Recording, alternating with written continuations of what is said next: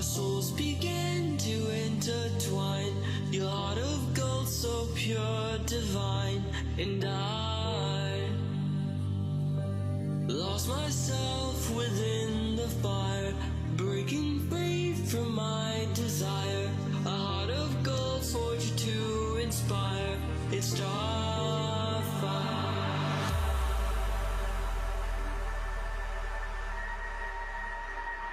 It's starfire.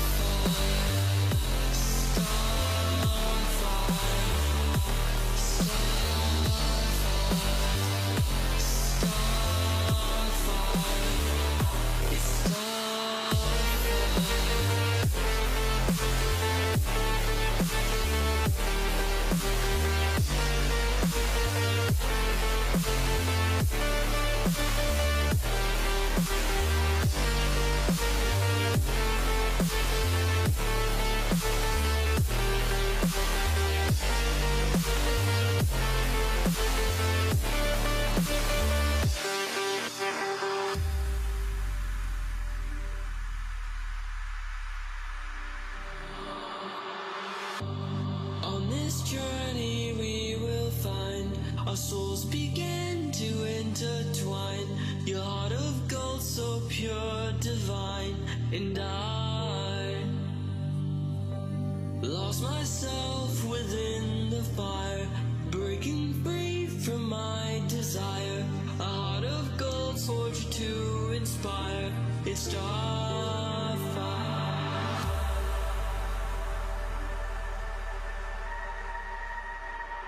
It's starfire.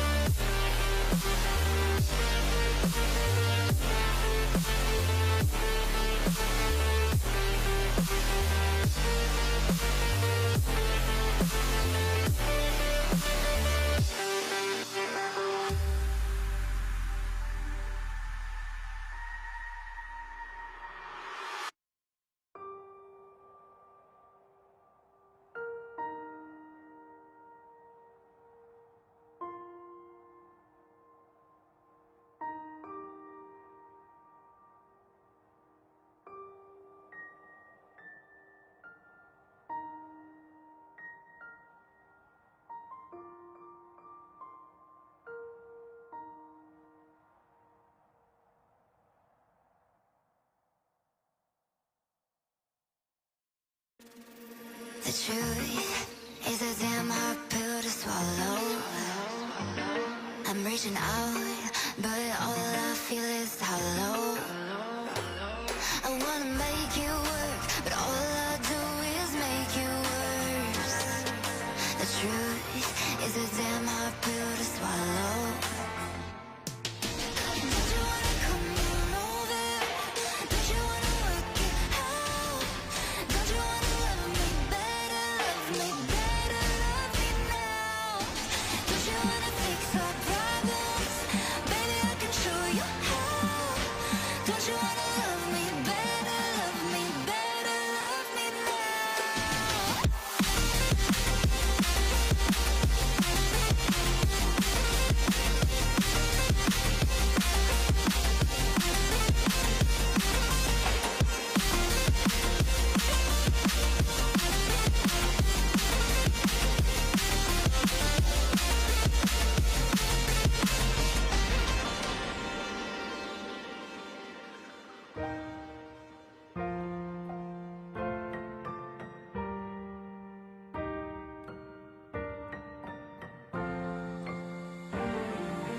Don't you wanna come on over?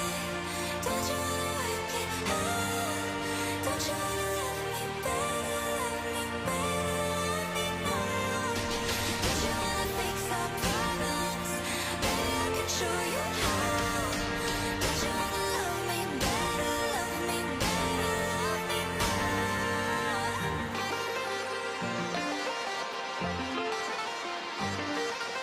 Don't you wanna love me better, love me better, love me now?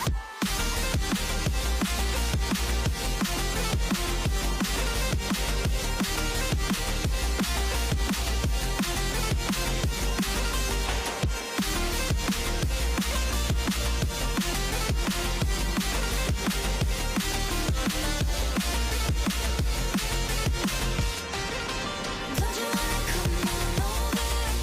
Don't you wanna work it out? Don't you wanna love me better, love me better, love me now? Don't you wanna fix our problems? Baby, I can show you how. Don't you wanna love me better, love me better, love me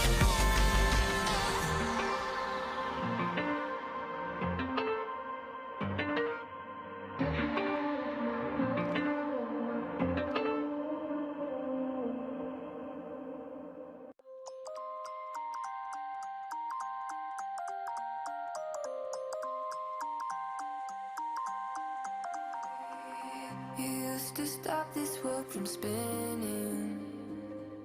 Like Superman, you were the only one to find the strength in all that I was dealing with. This life like kryptonite.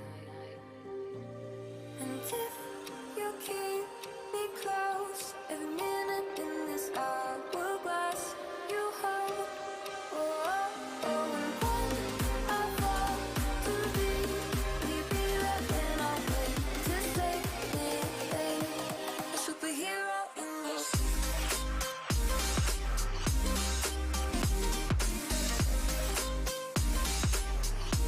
a superhero in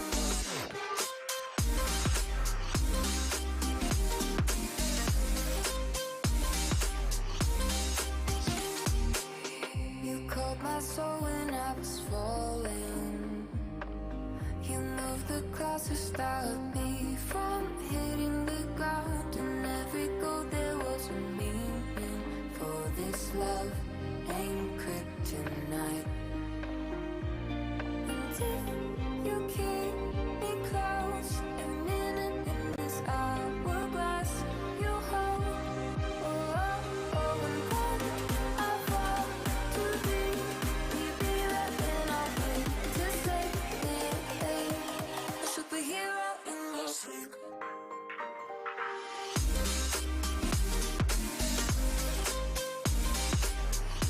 A superhero in your sleep.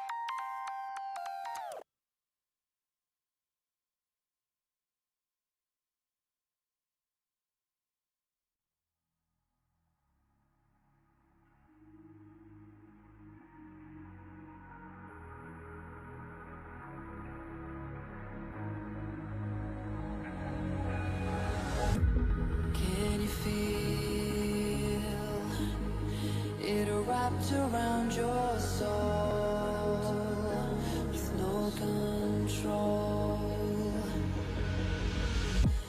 You can't breathe when you're drowning underwater. There's so much water. I'll run, I'll hide. Darkness always clouds my mind. Now look behind. It's moving closer every time.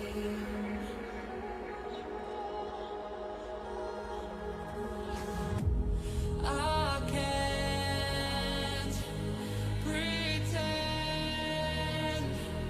that I have a strong defense. This darkness, your friend, you get me in at the end.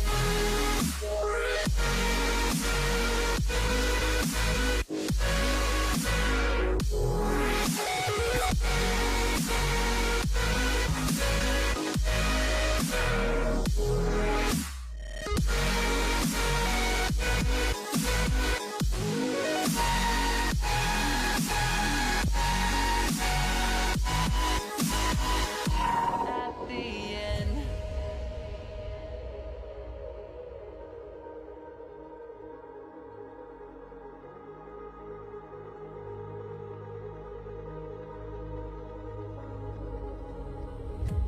Can you feel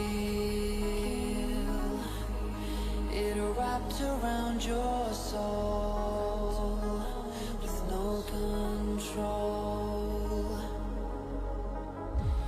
You can't breathe when you're drowning underwater. There's so much water. Ah, I can't pretend that I have a strong defense. This darkness, your friend.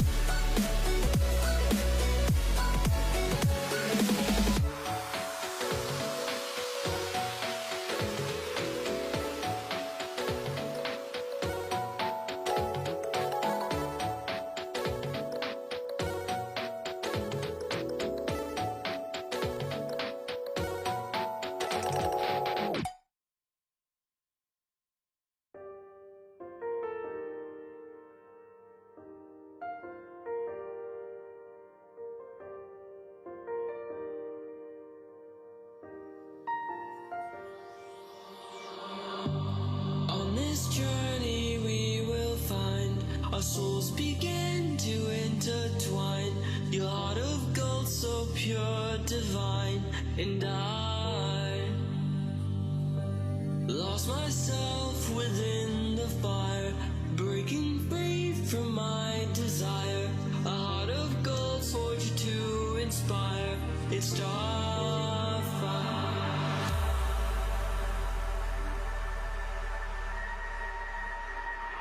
It's starfire.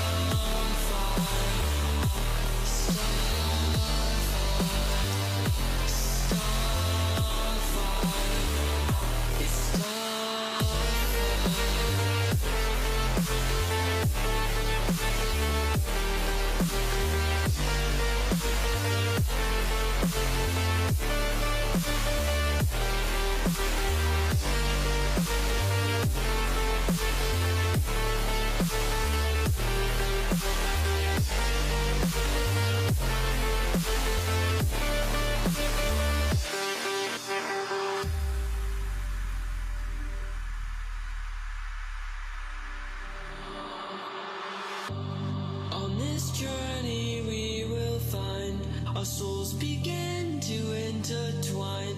Your heart of gold, so pure, divine. And I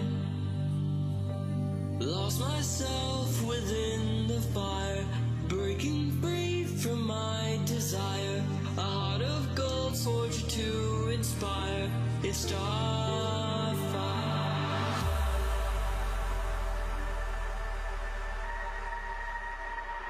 It's starfire.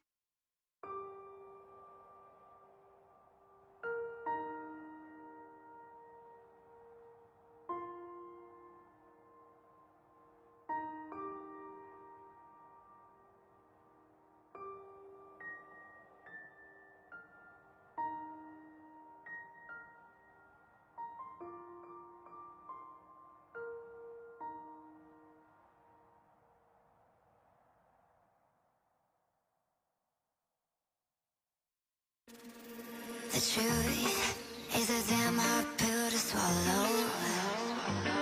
I'm reaching out, but all I feel is hollow. I wanna make you work, but all I do is make you worse. The truth is a damn hard pill to swallow. Don't you wanna come on over? Don't you wanna work it out? Don't you wanna love me better, love me better, love me now? Don't you wanna fix our problems? Baby, I can show you how. Don't you wanna love me better, love me better, love me now?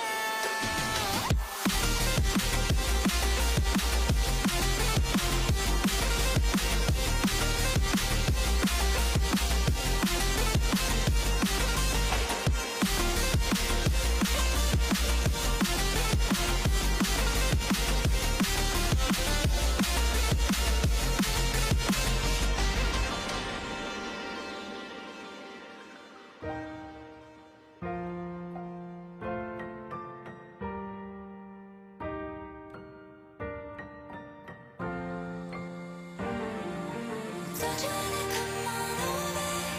Don't you wanna work it out? Don't you wanna love me better, love me better, love me now? Don't you wanna fix our problems? Baby, I can show you how. Don't you wanna love me better, love me better, love me now?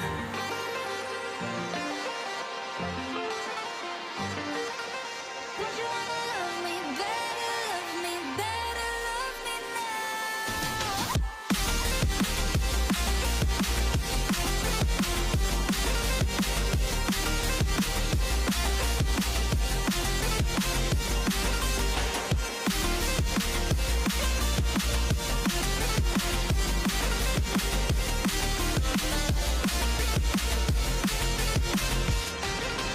Don't you wanna come on over? Don't you wanna work it out? Don't you wanna love me better, love me better, love me now? Don't you wanna fix our problems? Baby, I can show you how. Don't you wanna love me better, love me better, love me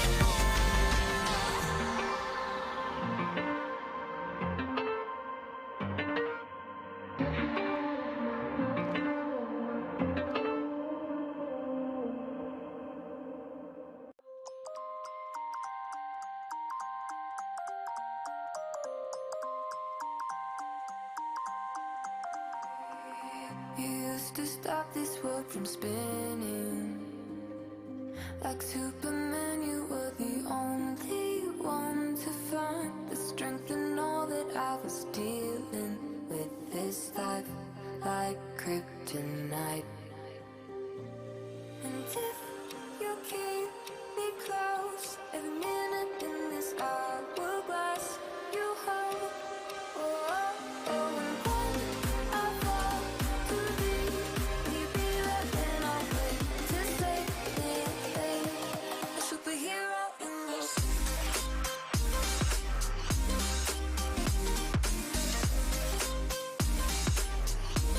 A superhero in this.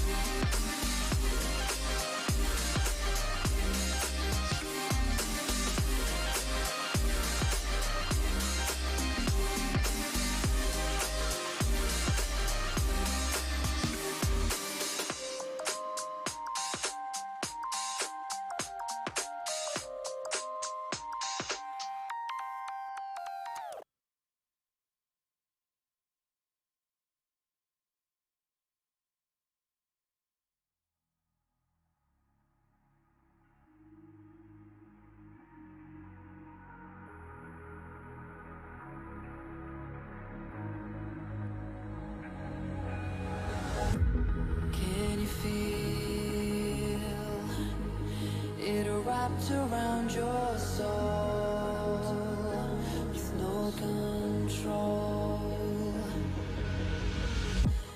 You can't breathe when you're drowning underwater.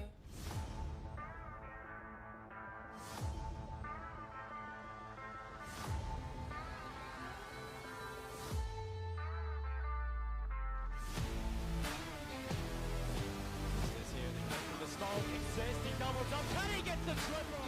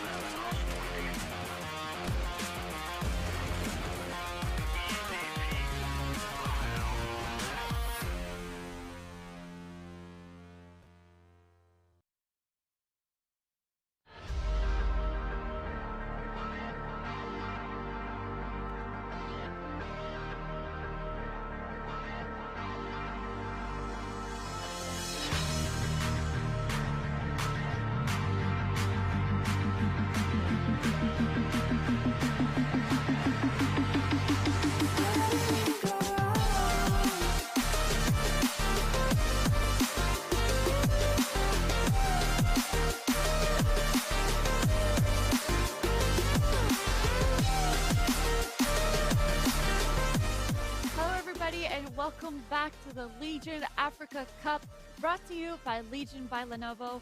My name is Arshi, and I'm going to be hosting this tournament. I'm joined by two very talented analysts. We have here Sami, aka Flip, and we have Adam, aka Hope the Beast. How are you guys doing today? I don't want to get flamed like last time, so I'm going to say, how are I'm you doing guys good. doing? How are you, Sammy? Oh, I'm doing great. How are you, Archie? I'm good, very much. And Thank that's you. nice.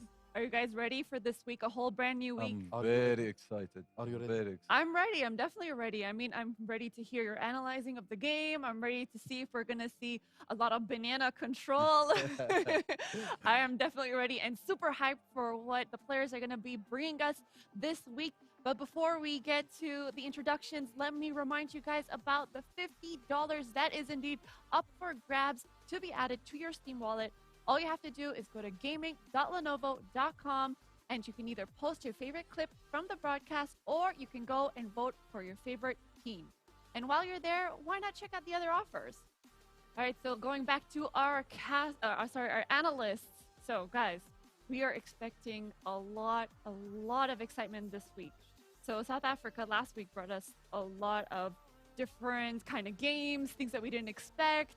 Underdogs won and popular esports teams disappointed us. Do you think we're going to have the same amount of excitement this week? As usual, we know that every qualifier that we go to, we're gonna always expect some low level, mid level, and pro level teams. We always get to watch really bad games and good games. And we've noticed a lot of good games actually last week with South African scene. That's Are we going to watch the same kind of level in the new region, Kenya and Nigeria? I hope. I really hope so. I'm all honestly very excited because it's going to be my first time watching Nigeria and Kenya play.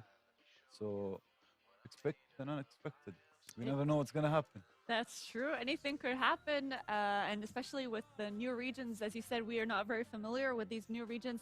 And South Africa is a region that we're also not familiar with, but they came out with a bang. They showed us that, they're here, they're ready to show us that, listen, we're here, we're good at this game, and we should be included in global esports. So we're definitely excited to be a part of that. And for now, let's check out the tournament schedule. So for the qualifier schedule, we have already completed Egypt, Morocco, Tunisia, and South Africa. And now all we have left is Kenya and Nigeria, which will be on the 20th of December, which is today, 21st and 22nd of December. After that, we of course have the playoff schedule, which will be consisting of 3 days as well. Egypt, Morocco, and Tunisia will be on the 27th, 28th, and 29th of December, while for South Africa, Kenya, and Nigeria, we're going to be seeing them in the new year, the 10th, 11th, and 12th of January. And of course, we come to the finals schedule, what we're all been waiting for, the quarterfinals, semifinals, and the finals. Egypt, Morocco, and Tunisia will take place on the 4th, 5th, and 6th of January. And South Africa, Kenya, and Nigeria will be on the 17th, 18th, and 19th of January. And for the grand finals, the grand finale, where it's anyone's game, it could be from anyone's region, the 20th of January. So this is the date that, you need to pencil in. You have to say, I have to be there. I have to see which regions are going to be here, because I think we're going to get quite a big of a surprise. But according to before, when I asked you, can you remind me, what were your answers to which regions specifically will be in the grand finals? I What's your honestly prediction? think, and 100% confidence, South Africa. South Africa. I would love to see South Africa against Egypt. Why is that? Do you have any specific teams in mind? Because Egypt really has a lot of talent, a lot of aim-based talent. And I would like to see against South Africa. Why? Is because South Africa has a really good teamwork, a lot of strategy-based talent. If you notice that when we have seen in South African region, they like to play a lot of strategically ordered manner, whether it's going to be tactically all together with a kind of system.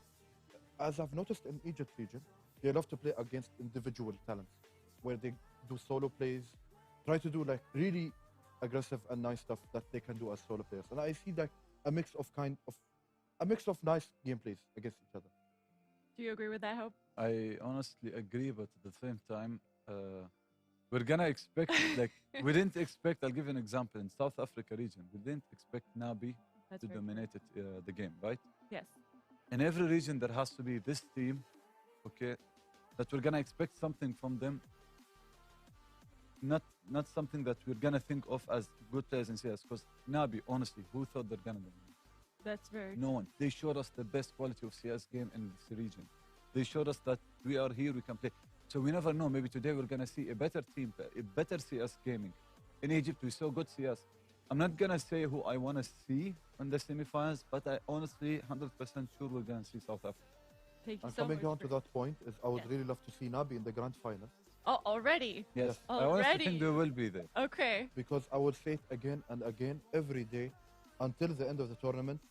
I've never seen such kind of nice gameplay in a team which is new. I'm sure they are new, but they are playing in a very, very fine system where they play together. They take a zone when a zone is being taken from them.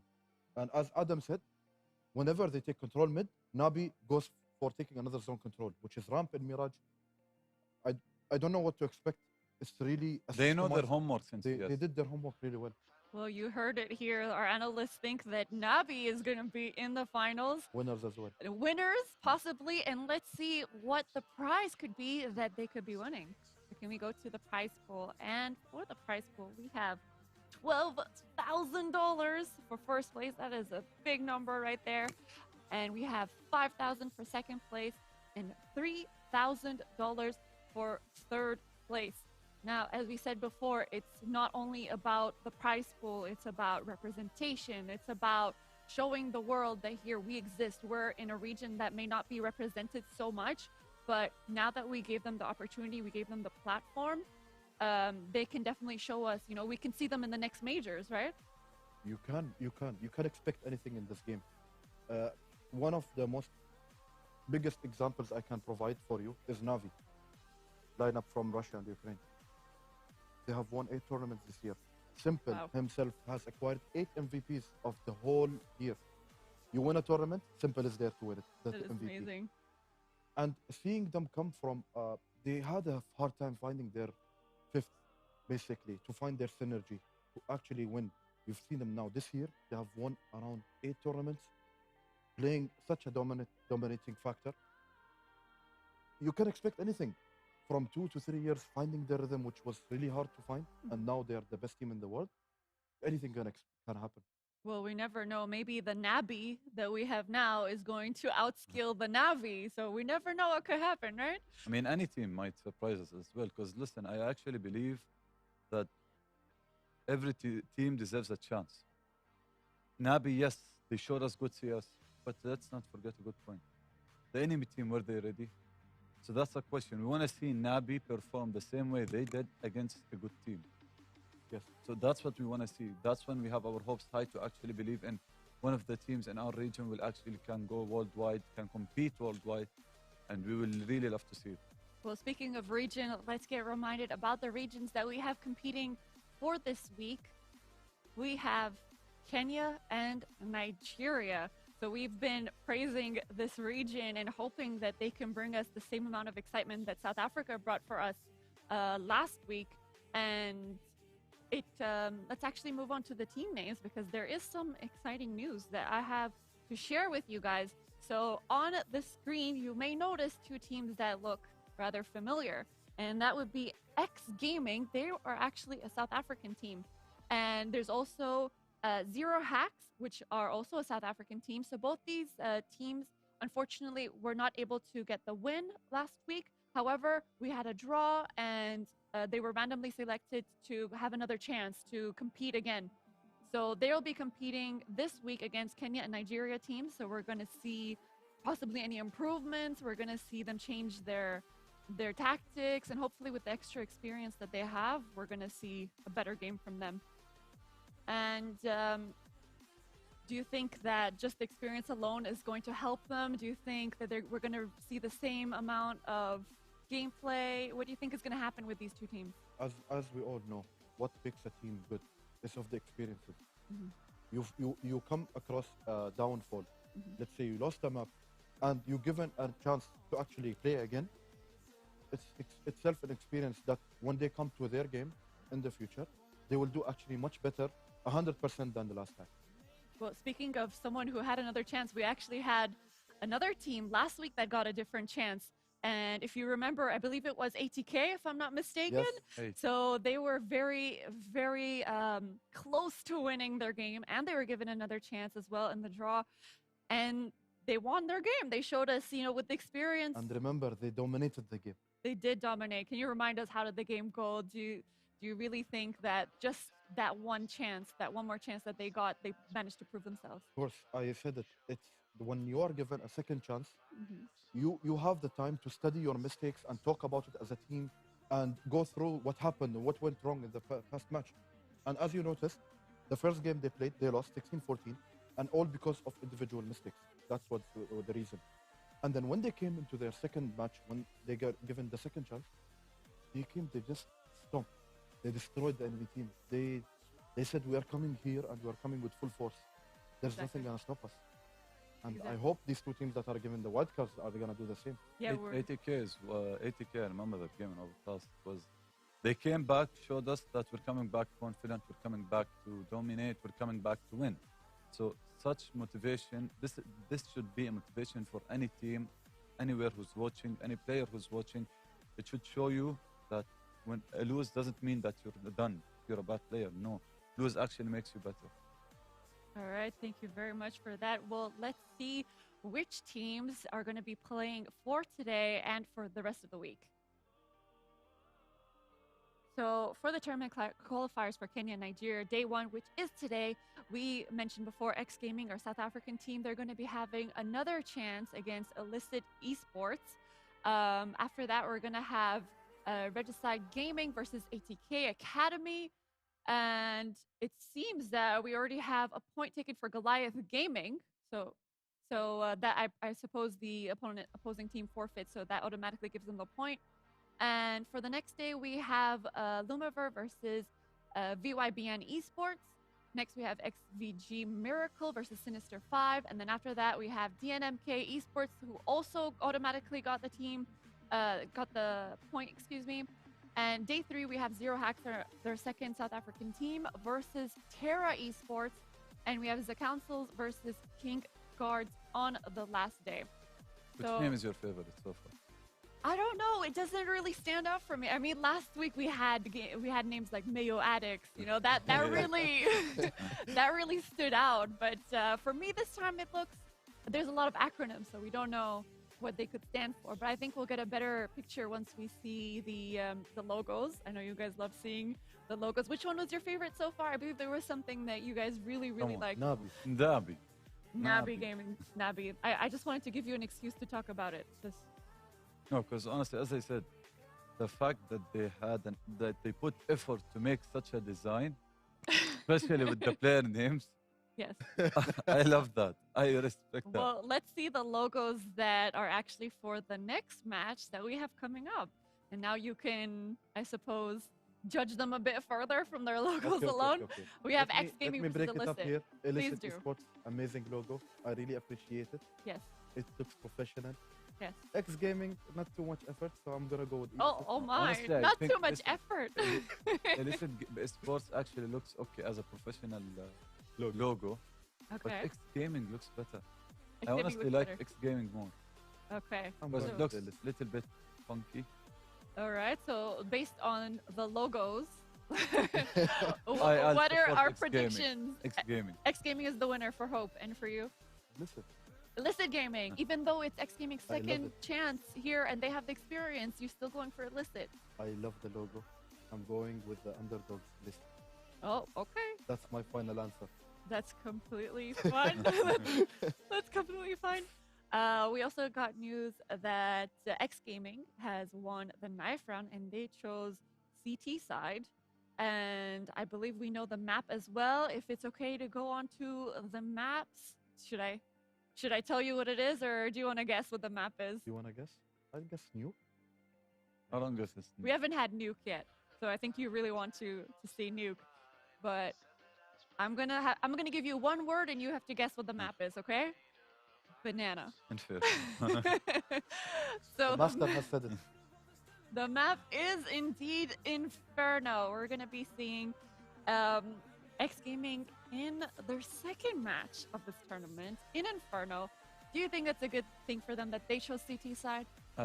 Honestly, if they learn from their mistake, and especially that they started CT, I think Elite Esports will have a lot of problems if they actually studied them. Okay. And I think that they would, considering that this is their second chance coming through and they have to prove themselves. Exactly. So hopefully they know what they're doing. But then again, Illicit Esports, they could have some tricks up their sleeve, right? So tell me more about this map. What do you like it? Do you not like it? Do you usually pick it? I know Hope has a lot of passion for this map, but the table is for either of you. If you'd like to explain a little bit I mean, to our viewers. Inferno is most known for banana control or B control, let's say. I swear, I'm just gonna keep a straight face. Feel free to comment as much as you need. You cannot just give a straight face after that. So Inferno basically is about B control for forcing out a lot of utilities from the city, whether you are or T, whether from you are CT or T sided. If you are CT sided, you don't want to give them banana and give them mid control and give them space to play or fake or do what or more space to play. I'd prefer to actually take banana control because it's gonna force a lot of utilities. You can make an upper play solo B, you can play passively for an A confidently that they're not gonna enter, retake B, or whatsoever. With the upper, you can easily get a kill and have a man advantage if they're coming B and play on a retake. If you practice to do a retake right. If you wanna give them banana, you have to have mid. You have to fight mid. We have to see abs control. We have to see a bit aggression in mid, whether from the upper or a rifler. This side, you want to force out the utilities from the CT. You will never enter side if the CT have molly or a smoke to stop you in the last, especially 30 seconds. If you want to play it slow, make sure CT has one molly maximum. Make sure that you force out utilities, whether it's in banana or mid, and try as much as you can to win aim duels with flashes and not playing individuals, especially in a map like Inferno. That was really descriptive. Thank you for that. I know how passionate you are about this map, so I'm always happy to see it being played in the tournament. Sami, do you have any other remarks to add before we start the game? I totally agree with what Adam said. Regarding utility, it's a utility-based map. It's as we see in the South African region, like to take their time, like to actually go to sites a little bit late. Across the mid-round, they will actually have the map control, and then they'll decide which side they're going to enter. Now, as Adam said, is the team will win whoever decides to get the utilities late, as usual, with one molly and smoke and the nade. So I would really love to see delay of utilities and see how well do you use it across the certain situation. I have, other than that, I would like to see some strategic gaming from X Gaming because they are given a second chance. I hope they have done the homework and talked to each other. The most important thing is have they talked to each other in these days, in these past days. Have they really assessed what was going wrong and did they fix their mistakes? So let's hope a very nice game. Here's hoping that X Gaming learned from their mistakes and are going to give us a wonderful match, hopefully. And without further ado, we're going to pass it over to the casters. Goals in lighter. Take it away, guys. Welcome to another day of the Legion African Cup. It is myself, Lighters, and joined by me is Goals to take you through today's games. How you doing, Goals? Oh, good news. Thank you, Tools, for that introduction. And yeah, I mean, getting stuck into it. Super excited for these games. You've seen Inferno again. I'm keen to see more teams, teams go at it. And yeah, excited to be back. New region, new me. Yeah, yeah. We have X Gaming on the CT side of Inferno up against Illicit Esports. It's going to be Inferno. Yeah, we all know the name of the game in Inferno. The Des spoke about at length the importance of certain zones and segments of the map, and I'm looking for a good game. And I might believe that these are South African teams, a majority of them. So it's going to be a good qualifier. We have some big names on the qualifier as well. Tomorrow, perhaps you'll get to see the likes of Dynamic, top 3 in South Africa. We just had the ESEA South Africa, the sort of grand final come off, and we saw Atk Gaming pick up the W versus Bravado Gaming in the final to take back-to-back champions. So we kind of have your pros and cons, your top dogs and your low dogs. But this is the qualifier. Some of the Counter-Strike you'd want to see. You keep an eye on the certain players to progress throughout the tournament and create some good storylines. But Goals, you fancying any team yet? I don't think I'm going to let the CS do the talking. I'm not going to pick one. I mean, who've you got? It seems like we're going to be jumping into the game now. But my picks have been, it's been rough. It's been a rough time. I feel like I've jinxed and juked a couple of teams here and there. But yeah, who you shouting for? I think I'm just going to be a spectator in on this one. Yeah, look, I think I'm going to go for X Gaming. I like the name. It rolls off the tongue quite eloquently. So we'll see how it plays out. And yeah, that is going to be Inferno CT-sided. So we're going to be looking for some good Counter-Strikes, some good setups, some good peaks here and there. But we're going to jump straight into the action. We already have Kenny D, Stealthy Sloth, Strong Cousin, and the Horseman on the side of X Gaming. And on the illicit, we have Mad, KMC, Clown, Avonrian, Books, and Nublet. So let's just try to get ourselves used to these names. Nice and slow. Easy does it for illicit. Looking to take brackets control, but delayed by the utility. 3 members on this B site from the side of X Gaming. Some flashes to clear out brackets, but don't really have control. Kenny D is posted up, holding the long angle. It's a P250, and the Horseman takes him out from Ducky. But that opens opportunity for Bud to take the site, and it's going to be a straight bomb plant.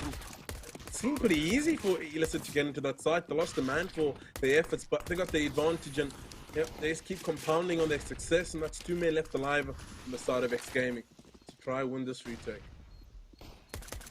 Yep, tough position to be in. It looks like the site is being held in a very tight, tucked-in kind of situation now. See, Strong having that fight towards brackets, but eventually gets taken out, and it is Illicit Esports that close off the round. Tools. Start from Illicit so far. Always want to win that all-important pistol round to set you up, and look to compound on this and try to get that second round as X Gaming. Don't have much money in the bank to work with. They're going to go for a force buy. Yeah. Kenny D does suggest so 400 left on the bank, and the rest of the squad is left wondering. I think they want to just keep their money and have a proper buy in the next round. So he's going to be a bit disabled weaponry-wise. Double nade up middle, good chunks of damage to the Horseman. 1 HP. Tools. Really lucky to get out of his life there. But yeah, huge nades up middle. You can see they wanted to get aggressive, but decided not to. And now the slow apps push is going to happen. You see all of the T's getting together. Going to be smoking off that left side of middle. Ooh, yeah, blocks off that. Oh, here comes the first. There's the first kill from Anavrin, and now they're going to move to the sides. Appspo support util comes in from that middle area. Beautiful execution coming through. They find 2 CT players, one team on the side, but unable to get any picks just yet, and they're making this look a bit tough, but eventually they breach open into the site, and it is just Clown left pushing, hunting these eco frags, and This is what you want to do if you got that SMG as well. You pick up extra cash, and now it's in the hands of Kennedy. Danger man from the last time we saw this man on the server, I believe.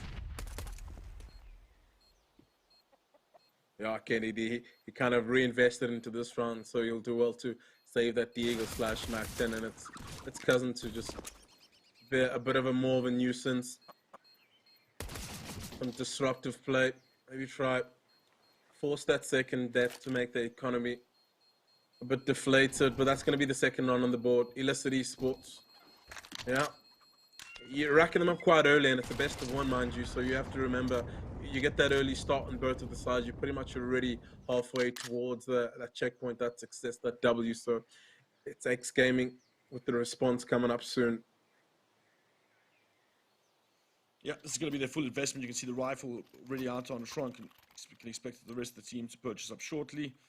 Are going to be buying full into this. We do see some upgraded weapons on the AK-47s for the Ts, and let's see what Illicit choose to do here. It does look like they're not going to be separating. This looks like a fast-paced B breach here at the moment. All 5 men barreling up Banana. Is there enough util on the CT side? I don't believe there is. They smoke off the util here, but they don't commit. They do actually are going to commit. They push back all the CTs towards that spot. Eventually the smoke, I think they're trying to retake it, but eventually they trade out frags. It's 1 for 1 now, and now they're just going to burst to the side. They were setting up for some sort of retake with the CTs, but eventually they get pointed out, mollied out. Family, that is so much util raining into this place. Eventually they force through the smoke, and just player by player they go down, and it is Illicit Esports taking a very demanding control of this B-bomb site now. 2 players left in Stealthy Sloth and the Horseman.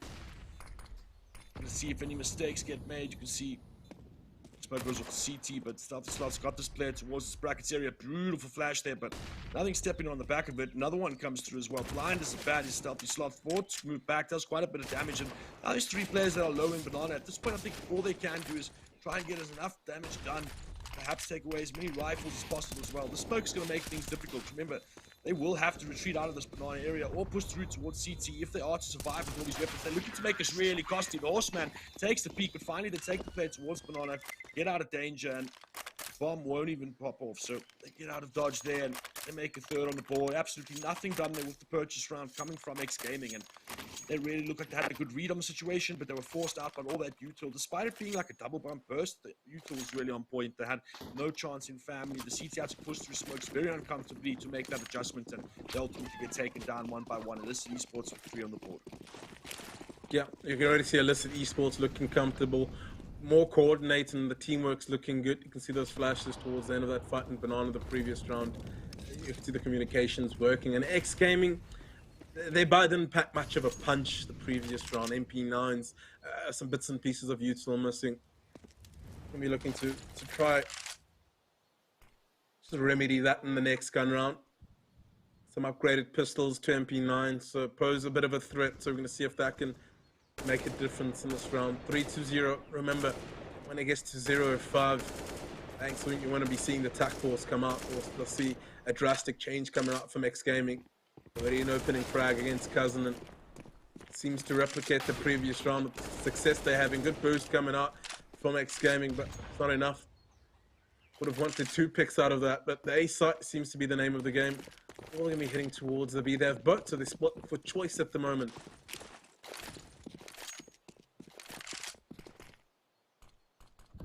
I really like how they're playing this. They just all these Sure. deep there. Horseman, he's going to get the better of them. 2 quick frags, 2v2 suddenly tools. This is perhaps them getting a little bit overconfident, a little bit overzealous. Now they're suddenly under pressure. They need to get that bomb down. The player CT comes through, but it is Mad KMC that drops the frag and takes them out of that uncomfortable position. All it is the Horseman left over, and he's going to save that AK-47, and definitely a questionable sequence of decisions there happening out of Illicit Esports, but nonetheless, they bag the site. They keep things secure, tucked into a nice crossfire, but no business. The Horseman has no business here. He's run off all the way to Apps. Going to be saving that gun, and really, really solid start here from them. 4 rounds already on the T side, and Butch is going to exit now. Yeah, I must agree with you. They got a bit too loosey-goosey. You only need to start feeling like that when the score is 0-8, but at least they picked up the round and continue with their success, stringing some good rounds together. They've lost a few numbers, so that might hurt the economy a little in the long run. But X Gaming saving that AK is going to buff up the economy into this round and try pose more of a threat. And there we go, that AWP is out in Kennedy. Let's see if you can find some opening kills just to ease in the burden.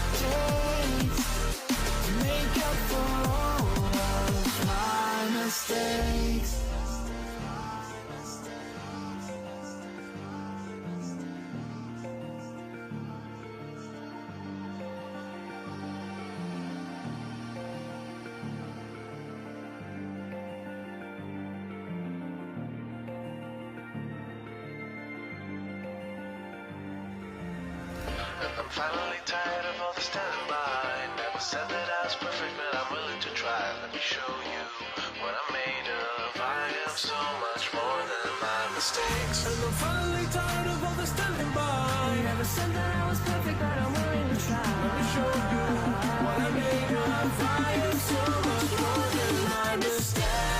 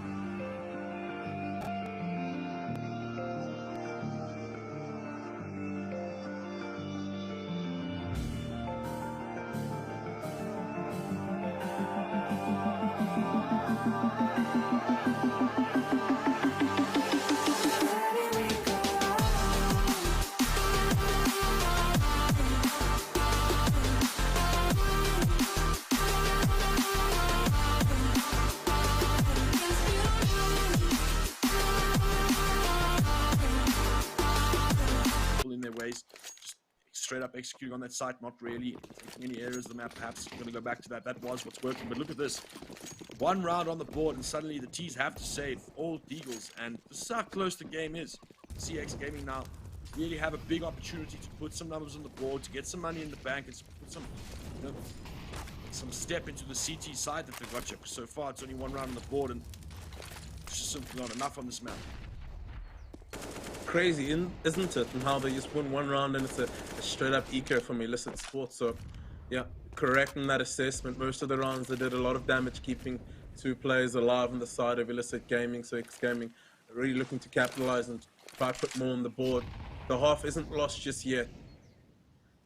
There's a rotation coming over in the form of Kenny D and this Stealthy Sloth.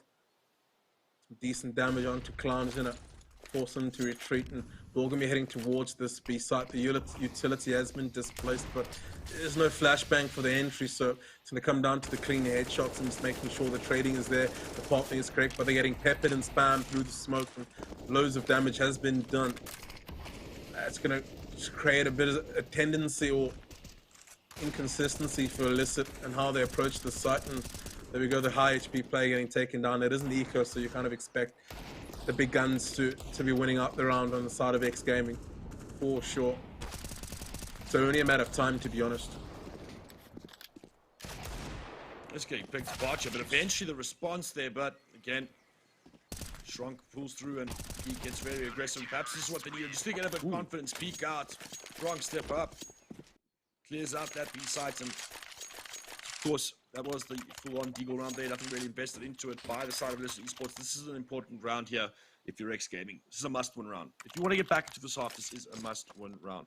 Well, it doesn't look like the T's are, no, they are going to be investing slightly behind it. A couple of Mac 10s. Oh, wow. A little bit of a half five, but I feel like this gives the opportunity to the CTs to kind of get back into this, but we shall see if that's that is a problem. Oh, they're coming down Banana, and the nades are good. The nades are a bit deep, though, and they are blind, but they get that first pick. That's going to be an upgraded rifle, and now they've got momentum on their side. Kenny D needs to put down that util, tries to get the smoke down first, and then rotates towards backstage. That, of course, gives them an entire site to work with now, and this is a big breach. We all know how difficult this site is to retake. A lot of the T's are very, very low, though. Two players getting pressured a lot with all this util. Love to see it coming out of the CTs. Retake is looking strong. They're going to wait for these smokes to come out and then re-challenge tools. You can see that they always almost have Banana control. And now the squeeze is going to come in. First player goes down, another one, and now it's 3 versus 4. This is very slow and methodical. I'm loving what I've seen from X Gaming. They're not going to let this round get away from them. Oh, double peek there towards that backstage area, but it is not enough. 3 players survive, and they put that fight to bed. Quite a bit of damage on the bomb plant done for Illicit Esports. I think, you know, for their objective, I think it's certainly what they wanted. Perhaps wanting to get maybe 1 or 2 more rifles, but now they're going to put full-on purchase behind this. Interested to see if they get the AWP.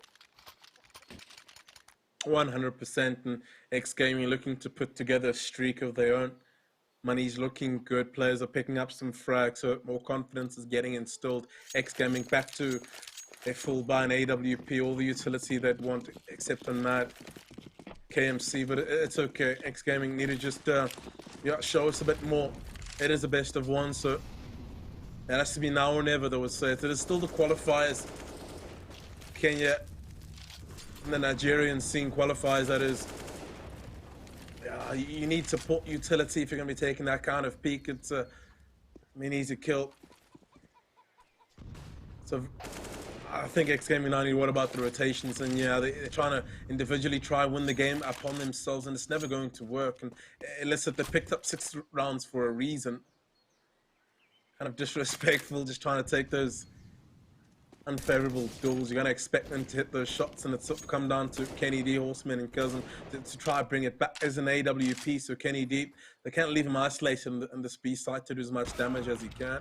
Just needs to land the shots, and that's the first one to go. It's a few more left behind. We see an AWP up against an AWP. There we go. They're both poised on the ends of each other. Smokes at this spot. The barrel and the flashbang is good, and it dissuades Kenny S. That's going to force him into a retake position. There's no nade to pick up a kill in the bomb planter like the previous. So the rotation's already in. Doing as much work as it can. There we go. Horseman finishes off the job. Stealthy Sloth. Be happy about that. It's a 3 versus 3. The smokes are fading, so it becomes a bit more difficult for Illicit. missing opportunity, but a swift headshot from Klein. He repositions quite nicely. In fact, there's no support for the plant, and there we go. A pedal back from Nublet supports the plant, so one flashbang left, and that's going for the swing, and beautiful assist. Beautiful finish from But. See the coordination, the teamwork. It feels a lot better for Illicit Esports. Its cousin left alone with 17 HP, and he's gonna succumb to the same fate as his teammates, I feel. Perhaps a ninja. There's a smoke, there's a kit, so the opportunity is they have to move and leave the sites early. He's gonna go for the ninja. He's doing it, but they spot him. He needed a bit more time. I can't believe that he's doing it. He's gonna win out this catch. He's gonna do it 1 versus 3. Seconds. 0.00001, I'd say. Right idea. I really loved how Illicit fell back to their default round there. You could see that X Gaming have had a couple of rounds where they've seen or had all 5 of the opponents of the other team kind of poking and prodding towards these sides. So you could see that they got a bit, uneasy in the middle of the round there, and that's where the defaults munch you up the most, and they collect a few scalps, force suppression, rotation, ultimately isolate the AWP on towards that B site and have success off the back of it. Really close there. Close call on the Ninja Fuses, but again, that's an heroic play, individual play that's ultimately not gonna win you the game, perhaps the round, but not in this case. And first pick goes the way of Illicit Esports again. Beautiful little shot, weird off angle there from Clown. Executed perfectly. Now they're going to start opening up or looking towards the speed side for an opening flag. Another aggressive push, kind of locked out, and this is beautiful defaults coming out of Illicit Esports. They've spotted the AWP now as well. They should be able to run for the heels and capitalize on those picks towards the A sides. There we go. All 3 players now have been taken down. I don't believe they're going to let these CTs just save these weapons. And right now you can see Illicit Esports taking control of that A bomb site and perhaps slowly start to constrict onto the X Gaming. They also don't have much money in the bank though, so they can't get too greedy. But they do know that these players are stuck towards B, and as they take control of the CT spawn, they are going to be more and more aware of that fact. How much will it let them? How much will they let it cost them though? There's one. Yeah, can't lose anymore. They're Illicit really hunting the enemy down 1 by 1. I think the economy isn't the greatest, but they're gonna call off the hunt, call off the dogs, to fight another day. X Gaming really struggling to just try to keep the economy afloat with these round losses. The 1-2 in a row, which is great and all. But once you get reset from that point, aren't usually able to get away with 2-3 rifles. But Illicit ended up hunting one of the players, and unfortunately, it's going to leave them in a pretty tight spot this round. Forced to reinvest and forced to play with inferior weaponry and utility. Really climbing an uphill battle. I'd say 8 rounds. Illicit have won the half. Should be happy about anything after this is pretty much gravy. Battle of Banana is going to continue. Utility. The problem with X Gaming, a bit disjointed in their defense. They just displace the utility and run straight back to site, and it's kind of a waste in my opinion. Stealthy Sloth, the only person to really be the instigator on the side of X Gaming consistently, and that's trying to make a nuisance of himself and not winning out the duels. Unfortunately, they've lost out on every opportunity, every duel, and it just feels like they don't know entirely what their attacking team's consistently doing from round to round. Pretty much a gamble from each and every one of them. As you can just see, these individual fights across the map isn't doing them wonders at all. But I'd say Illicit are doing a good job at causing the pressure. Enough pressure forces cracks in the defense, and it's what you see. Yeah, absolutely agree with you there. Like, I think it's pretty evident there that the setups on that A side aren't as well oiled, it feels like, as the Bs. I mean, they have gotten to B quite a few times of Illicit Esports, but X Gaming, they've held it and they've had some like strong retakes in place. But in A, I mean, for some reason, they're both CT players just completely unaware of the fact that a player could creep up middle and, catch them off guard behind them and gets both of those frags quick and easy. And of course, you do have the lighter weaponry and you want to use or close that distance, get into the apps, but you got to be able to pick the fights and still take those duels and not get caught up like that. So, I mean, you did fully invest into the round. No budget in the hands of X Gaming now. They're going to have to, especially with this lack of loss bonus, they're going to have to look at saving here. They do keep these 2 rifles. That's a little bit of life into the plan, but more than that, they need to pretty much just save here. They do purchase up util there, spend a little couple bucks here and there, but it is the Selfish Sloth, Cousin, and the Horseman that have nothing to buy. And perhaps they're going to take some time here to chat about it,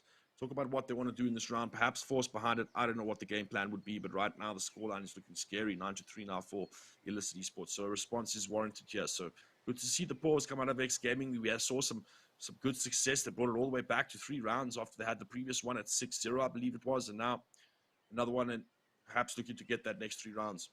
They are forcing behind this, completely all in on this round too. So I wonder what we're going to see different. Perhaps an adjustment here. Certainly a little bit more defensive on that A site, and perhaps more pinpoint or more commitment to that util in Banana, because right now the T's look like they give a damn about it, and they should try and take that away from them if they're the CTs. 100%. X Gaming opting to force it up and continue with the inferior buy. And it's not really going to help their case, and have to rely on Kenny D with that AWP to find some shots. And he's caught unawares, caught by the quick play from Clown, and he's been the majority of the opening kills have come from his side, and he picks up 2. In fact, won't be surprised if he finishes all of them off in the rotation, as he does have the AK, the stronger rifle. The off angle could catch him off guard, and there we go. He's created an access and an opening to head into the A site, to pretty much win the round for their players. Just about to say, if Ivan went down there and Banana could have got dicey. The Horseman once again left alone. No teammates, no one to talk to. Just him and a rifle to navigate his way through this round and perhaps save if he can, but he's cornered off, both angles being covered.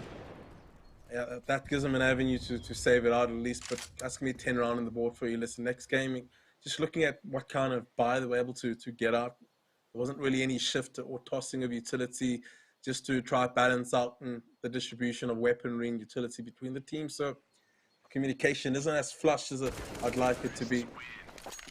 There we go, that's the 10th round from Illicit Nublet, picking up the 6th kill for himself, and on the way to get positive. 2 rounds remaining in this half. X Gaming will do well to try to pick up these 2 rounds to just stay in it. You need to give yourself an opportunity moving over to the T side to make mistakes, otherwise you're going to run out of rounds to play for. Absolutely. Do see a little bit of that cash being built up here. Cities now don't have that LWP in their hands.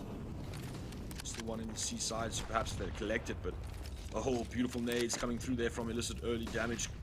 Trade goes their way, and now Stealthy Sloth all up in Banana. This is what I was talking about, committed to this control. He's going to go for the wide peak, and he's getting frag up to frag, finds another spot as well, but eventually gets taken up, gets the dink. Onto Adam C, and now beautiful little step. This is what I was talking about, commit to that aggression, and it looks like they are really bringing the fight here to Illicit Esports, and that's what they needed, some confidence in the bank, and that was a nice round. They really just picked apart that default with unwanted aggression, committed to that Banana fight. I love that commitment there, the trading, the spacing was good on the CT side for once in that Banana area, and they punished Illicit Esports, and what a bounce back there from X Gaming. I think all considered, 5 rounds here. If they are to take the pistol, not going to be feeling too bad about it. Remember, this was 6-0 at a point, so certainly made this a little bit more competitive as this round has gone along, and or as this game has gone along, excuse me. I guess Illicit are pretty cautious at the moment. X Gaming, really nice aggressive burst towards second mid, down Banana, down middle, really disrupting the attack or what they had planned. And there we go, continuous aggression. Stealthy slot the switch start towards B, and it's really making a difference. I think he's one of those top fraggers in their team. Eventually Cousin gets taken out, so a trade that's come back. So Stealthy Sloth gets cheated upon. Nublet. Good anticipation and good awareness that there could be a player behind the smoke, so it's created an opportunity and a full rotation from X Gaming towards this B site, and a great avenue to get the lurker activated towards apps just to confirm that the A side is clean before they make the next move. And they got the man advantage to keep pressure on this B site. Nublet is the man tasked with the job, and he's causing more frustrations for X Gaming. Eventually traded out, and it's Kenny D left, and that's 11 rounds for the Horse. Illicit Esports, really a dominant performance in the first half, 20 kills and Clown, so he's been putting up the big numbers. Kenny D did his best for X Gaming, but it wasn't enough, knowing they had to really match Clown.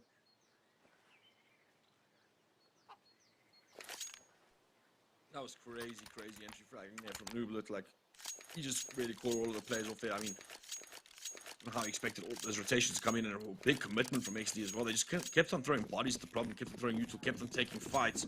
They hadn't even lost the side yet, so. Whoa, never seen this before. Every player on Illicit as utility in a touchdown dunk. I've never seen that before, guys. I love this. What do you mean you've never seen that before, dude? I've called that for sure.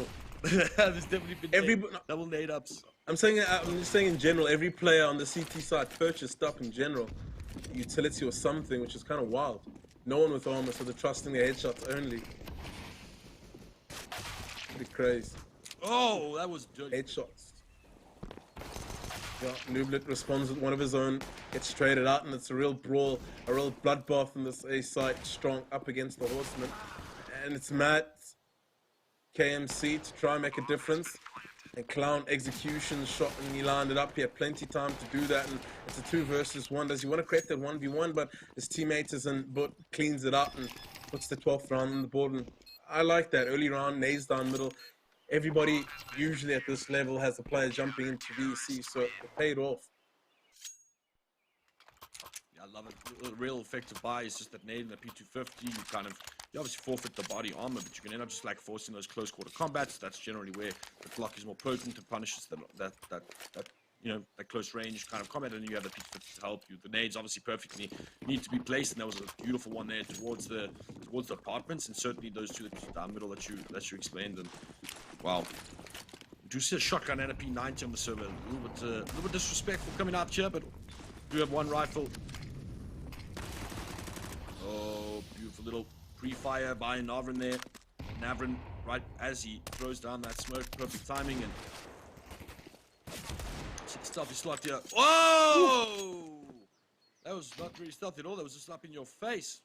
Beautiful little rebuttal frag there. 4-4 now. 4 versus 4 rather. Some precision there coming out of Stealthy Sloth. Yeah. Like music to my ears, Horseman.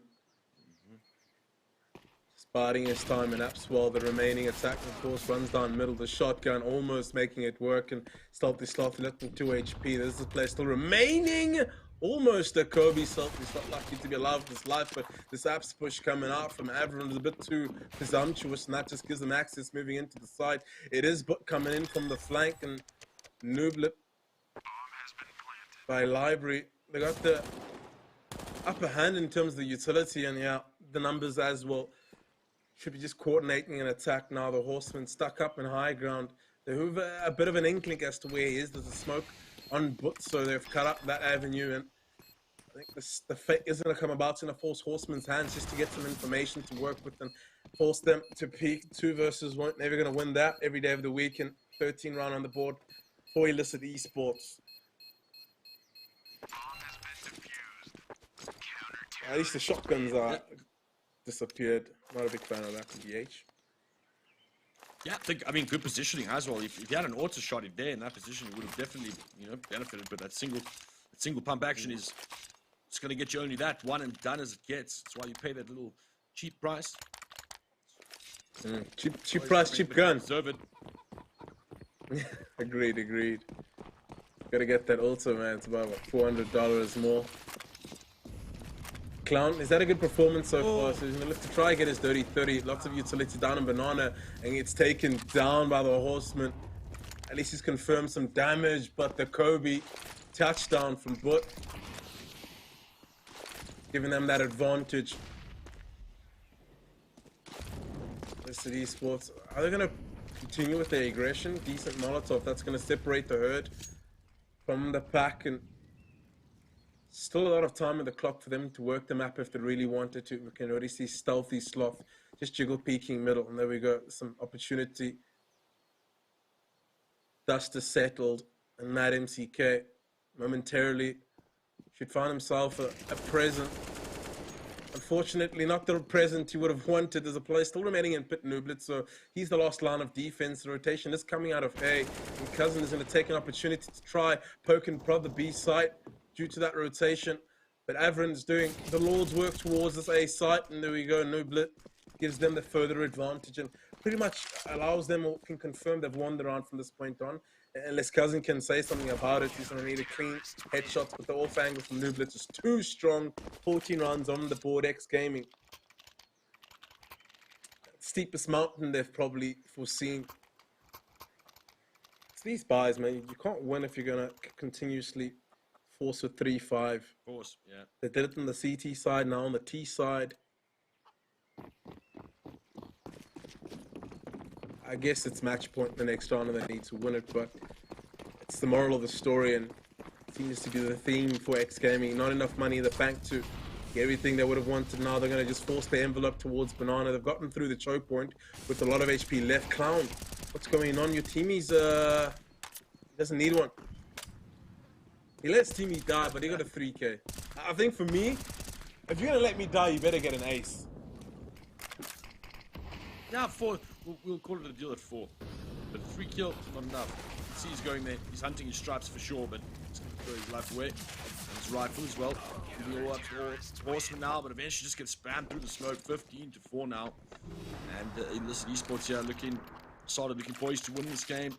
X Gaming now are going to be able to purchase off the back of all that last bonus, but not even full util can come out. Just AK-47, it's just gunpowder. Gunpowder only. And now full rifles. Full util for the CTs. Full util, full control. Yep, smooth sailing. A lot of rounds to work with, now match points to work with. It's a tremendous effort from the squad of Illicit. Most of their players have been putting up some numbers. They've looked more coordinated throughout this matchup. And Clown, a huge performance on the T side more so, and Apps just collecting those multi-kills, opening up the avenue of attack and trying to replicate what Clown is doing. Averant towards Apps and no one to trade. Good util usage to separate the two-prong attack on Apps for that control. They needed to just capitalize on that mad KMCs on low HP. Isolate them in Banana, I'd say. So support needs to come in soon, or he needs to go big to hold that choke point alone. And see how it works from here. Stealthy Sloth. It's but yeah, he won out that frag in Banana, and unfortunately, if you don't have two players fighting the CTs there, it's never going to be a good time. And Averant is finishing off the game all for Illicit Esports, and there's 2 players remaining alive, 2 versus 4 goals. I can't help but thinking there's no world in which they're able to pluck it out the hands of Illicit Sport from this point.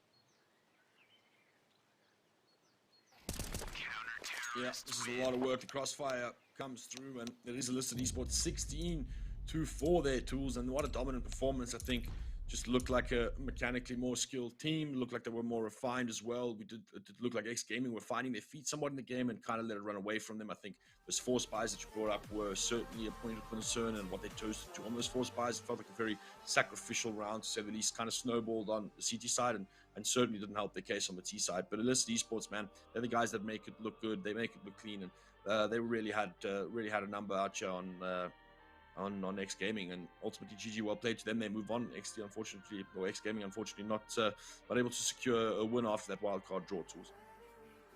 Yeah, 100%. Most of the players on Illicit Gaming, decent performance. They did their job from time to time. Multi-kills here and there. Clown with a massive performance and MVP performance in this best of 1. And there was no one on the side of X Gaming to match up, or at least try carry them closer to the finish line for the rest of the squad, just to allow them some time to wake up a bit. Couldn't even get to double digits. And usually when you see that happen in the second half, it's going to be the same result towards the end. More refined, more coordinated. And yeah, I got my bet wrong. I lost my money. I just closed my eyes and I picked X Gaming, and unfortunately that's what happens. But yeah, any thoughts on the next game? We have that coming up, and perhaps another Inferno, the stock standard approach. Yeah, look, I mean, that was some clinical Inferno there coming out of this esports. I mean, definitely a map that you can see all the South African teams are very comfortable on.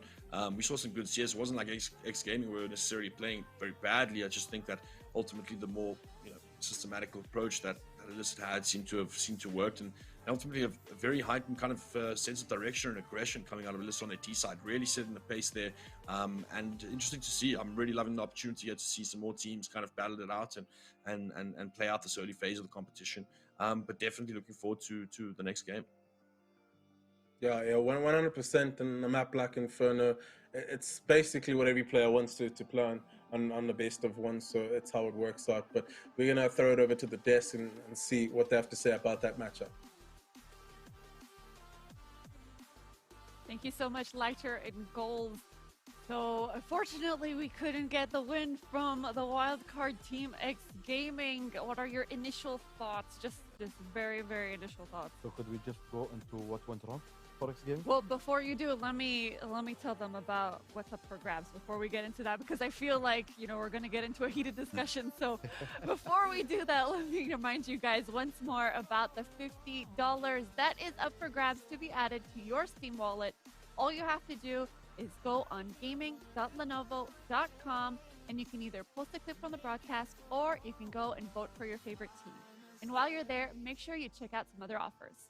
All right, so going back to the analyst desk. Okay, so something that we did notice with X Gaming versus Illicit is that Illicit were ahead, I believe, by 6 rounds, and then we started to see a comeback from X Gaming, and then all of a sudden the comeback was completely halted. What happened there? Why couldn't they continue the comeback? To give you a descriptive detail, but in short, about what happened in the match was actually, I thought I was seeing Battle of the Ends, the whole match. I didn't see actually the kind of tactical strategically gaming that you would see in the region. Now, what went wrong? Let's talk about mid. Mid, it was a lot of just aim duels by X Gaming. They just wanted to challenge round by round. And such kind of rounds, they gave up middle. They were not playing mid. They were just giving up the whole entire long. Banana was not being taken control of at all. No utility usage here. So this is one important thing that you need to know. Is you have mid and banana. One of them has to be heavily contested, such as banana control. They have to give up mid. They just play by the smoke and play passively, or the other way around. We didn't see anything. One round they were aiming middle. One round they were just pushing banana and just dying one by one. There was like not kind of a synergy in X Gaming. How do I explain this? It was a total chaos. No teamwork or whatsoever. It was more of their individual plays Yeah. than a team. And they took a pause, which was good. 6-0. They come back. They tried to come back at 6-3, and then it was stopped. Again, they went back again to just playing solo by like getting picked off here, getting picked off there. If you notice, Illicit Gaming were playing straight out default. 2 playing on the second mid, 1 from bridge, 1 trying to gain control of the apps, and 1 in middle, and 2 banana. They are playing exactly just by the book, default all the way, and they just won by taking kills here and there. I don't know what happened for X Gaming, but props to them for actually competing and for taking the chance to play in the second wildcard. I really appreciate it for them. That's Yeah, all. we definitely have to give them props to, for them to be able to come back and say, we'll do this again. We'll attempt to win it in the second time, but unfortunately we're not successful against Illicit Gaming. And it's rather strange because X Gaming actually were the ones who were the winners of the 9th round, and they're the ones who had priority of the side. So they did choose CT side, which is the side that should be prioritized. So how come it didn't work out for them? As I said, they were not taking control of their utilities well. Adam said, whoever takes banana control will win the game. They were not taking a single round from banana control. Every round, I used to see Illicit just running up banana, either rushing or taking control banana really early. There was no challenge there. Just the only thing they did was the only challenge, just getting a flash for deep banana and just aiming and then dying. It was the wrong idea. It was the wrong decision. They just have to use their utilities really well. Otherwise, if they don't know how to take banana control, they just play passively, use their utilities really late, and try to delay as much as possible to actually play the bomb site as 3 as well and bring a rotation. And at one point where X Gaming were in the process of getting their comeback, I don't know if you guys remember, there was a part where they were, I believe, 1 to 2 milliseconds off from defusing, which was just, that crushes your confidence, doesn't it? Doesn't that affect your gameplay? I mean, maybe if they got the round, we actually would have seen the tables turn, but I honestly thought that knew about him being coffined, so they just wanted him to die. If he was millisecond earlier, they could have won the round. Things might have changed Maybe they got pressure. Maybe City will get motivated. So I don't know. Honestly, about this round, it was a complete chaos. At the same time, it was unlucky. It was indeed. So it would have been nice if it wasn't needed. It was definitely a risky move on their part when he tried to defuse, and I'm pretty sure it was on his mind and affected his gameplay in the future. But let's go back to utility. So this is something that Hope you were expressing a lot, that in Inferno is very, very essential. So how did we see the utilities usage by both teams, and how did that affect their gameplay? As Tammy said, we've seen more of individual plays than teamwork plays, especially in banana controls or mid controls. We haven't seen, for example, a mid flash peak or a banana peak. One molly every round City is throwing it and banana goes back to side. Whenever T is entering banana, no one is taking control. Like, they're not even trying to retake it. They're not trying to use more utilities. T side is just going in, winning game duels, fighting, smoke CT, Inter. Even from the T side, I was hoping to at least see more of utility gameplay. Excuse me. But we didn't. It was more of an aim duel. And utilities, especially in a map like Inferno, is a must to use in very close sensitive round. Well, there you have it, everybody. That is the expert opinions of our analyst desk, and hopefully for our next match we will get to see a closer match, perhaps something that goes into overtime. I think we have yet to Sorry, remember get last these- time what we said? What did we say last time? There is a caster and there is analysis. Yes, Curse. yes. So we're hoping to see an easy game. Well, hopefully there will be no curse today, but we're gonna find out in our next match very soon. But first, we're gonna take a break, but don't go anywhere and make sure you stay tuned.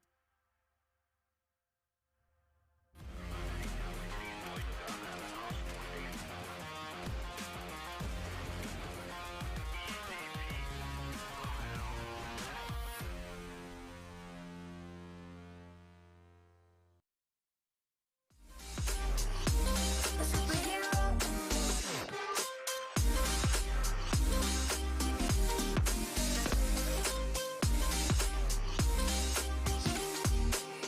You called my soul when I was falling. You moved the clouds to stop me from hitting the ground. And every goal there was a meaning. For this love ain't kryptonite. You keep me close, a minute in this hourglass. You hold, oh, oh, oh, and when I fall too deep, we be laughing off it to say, hey, a superhero in your sleep.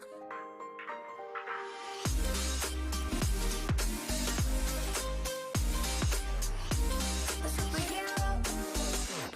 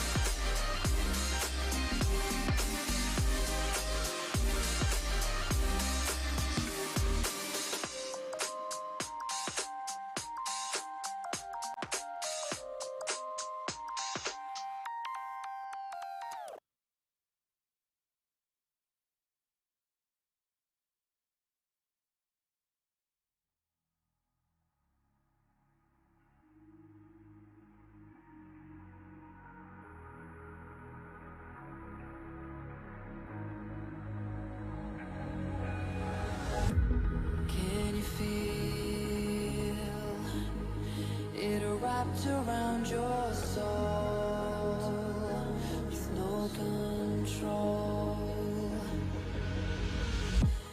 You can't breathe when you're drowning underwater. There's so much water. I'll run, I'll hide. Darkness always clouds my mind. And I look behind. It's moving closer every time.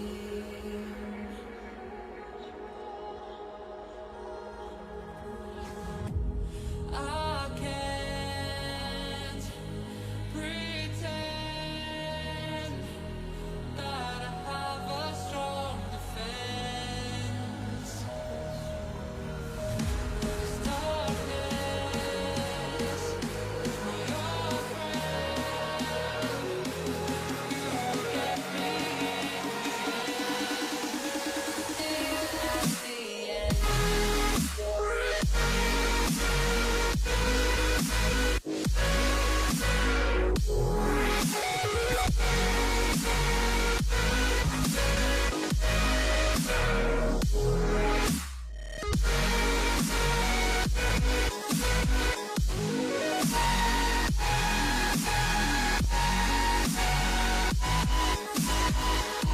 At the end.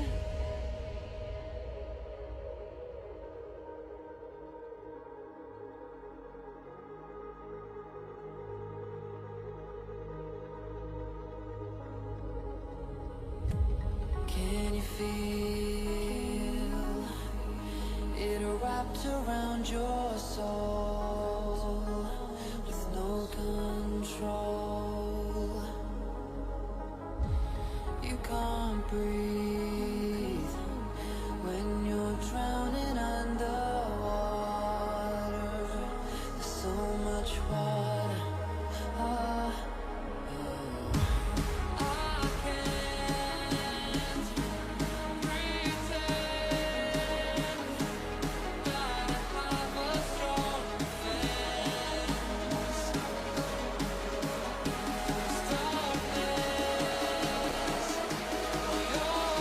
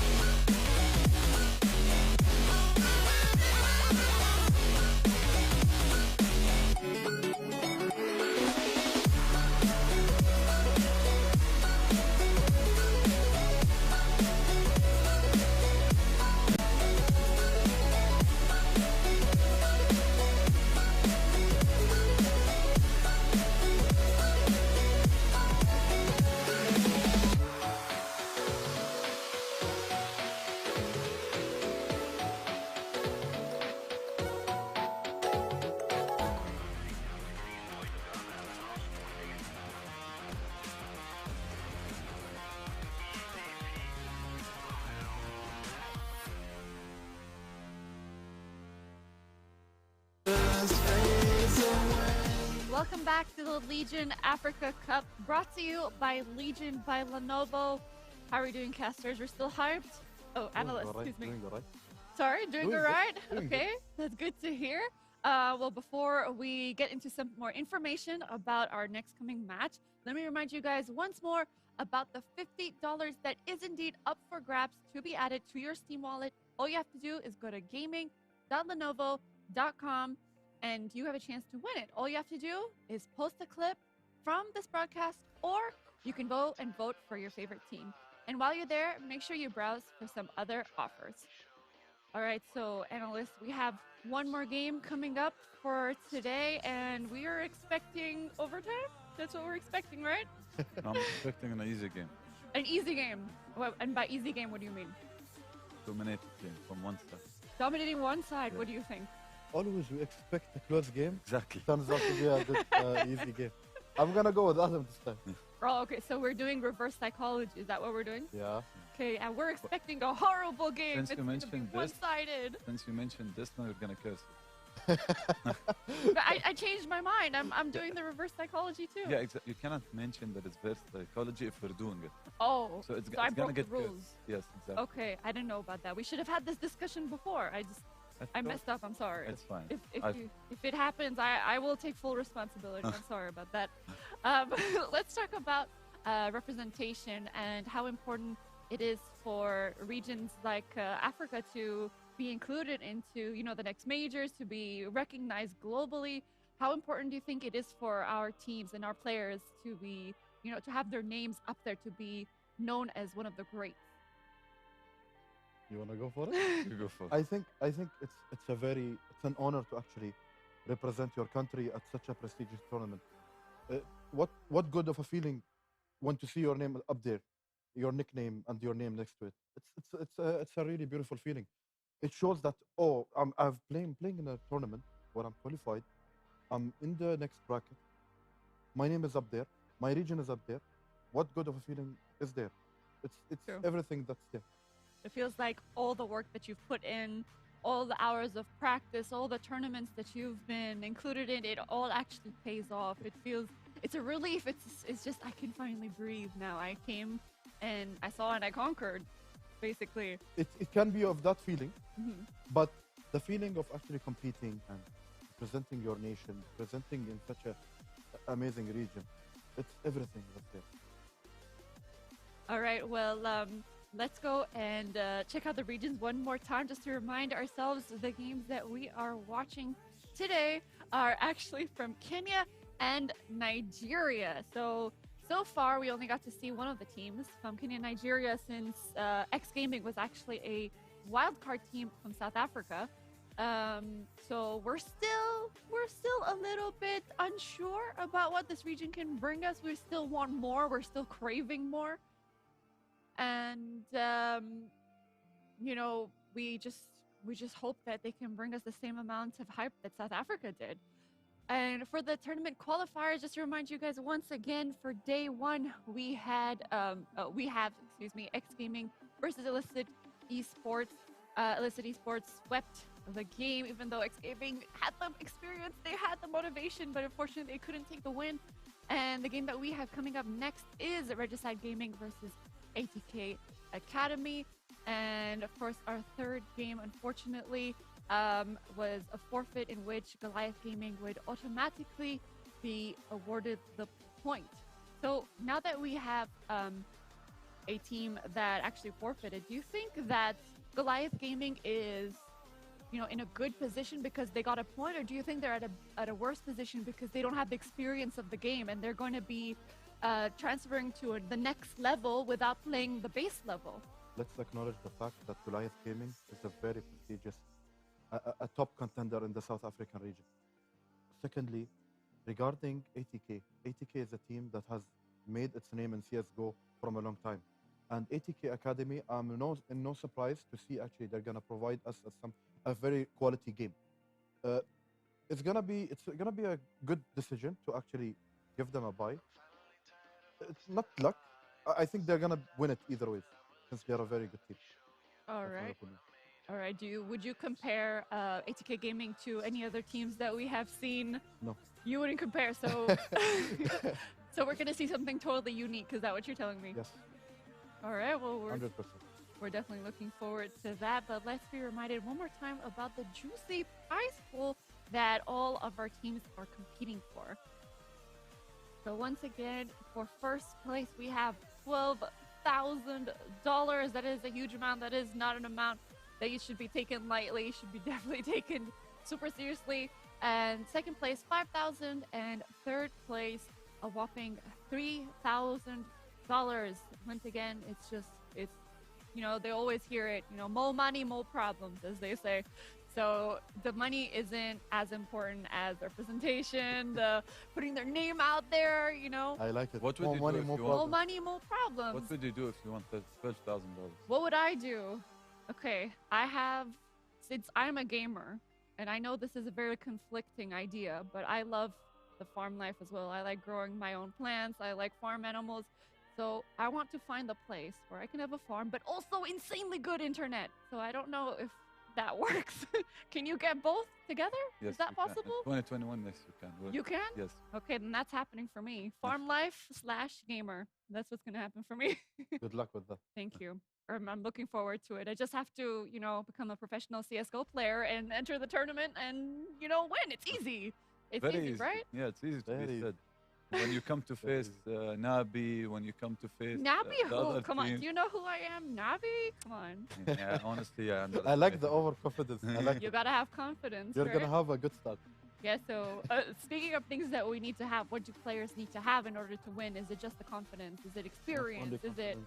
what do they need to succeed? I think it's the trust in the team. Mental Mental. capacity. Yes. Okay, could you give me more examples? Like, for example, would a team succeed better if they were friends with their fellow teammates, or do you think that would lack respect if they were friends and they wouldn't particularly listen to them and would talk over them? Do you think it's better to have a professional? He has a lot to say. I- He has a lot to say Please about it. do, please do. Is a I do- professional I relationship don't. better or a friendship? I actually don't, but no, I'm laughing for a fact. Me and Sam have been friends for a long time. And the first time we played a tournament, he didn't like to play with me.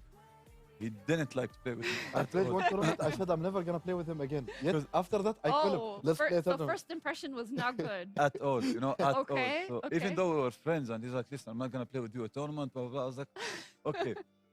Then he calls me again. We want to play. I was like, okay, I don't mind. The second tournament comes. I don't want to play with you again. So Oh my, this I is not a actually- good yeah. starting You know why? story. You know why? I'll interrupt you about this. You know why? Why is So that? basically, he's very aggressive player. He's a very Okay. aggressive player. Mhm. A star player, to say. So I tell him I'm not gonna play with you again. I'm not calling you. He's like, why? All because of one I'm round? breaking up with It's all you. because of one round? I messed up one He round breaks my and he heart. pissed, Trust me, not him. But no, actually, for a team to be built as in trust, you need to trust your teammates. You need to trust the coach. You need to actually motivate your team to play. Scrimming is gonna make you realize that your team, especially when you win rounds in scrimming, you're actually gonna gain more trust in your team and get more confident playing with your team. It all comes with chemistry. Like chemistry has to be there for you to get along with a teammate, because you cannot. Okay, for example, me and Sami, best friends, we're gonna play the game. Do we have the chemistry to play together? We don't. This is the difference. He has a different play style. I have a different play style. I'm aggressive. He's smart, passive. So it depends on the chemistry, on the trust. Do I trust him? Yes. Does he trust me? Yes. But the chemistry has to be there. A famous player told me once. His nickname was Taz from Virtus Pro. A The old legendary Virtus Polish. Pro, yes. And he told me, I asked him, what does it take for a team to reach greater heights? He said three things: individual skill, awareness, and your friendship inside the team. He said friendship matters the most. Inside the game, you can be as close as you want. You have to actually embrace the friendship that you have inside the team. Outside the game, we don't care if you guys had a fight, whatever the cause will be. But inside the game, all have to be zoned in, no matter what differences we have outside the game. Inside the game, we need to be together on one unit. That's all. That's This very is the good main advice. key. And they won a major. They won a lot. They were dominating Virtus Pro. So they know the key elements to win, and they They, passed it on. they are one of the examples of, they have been friends for a long time. Pasha, Taz, Neo.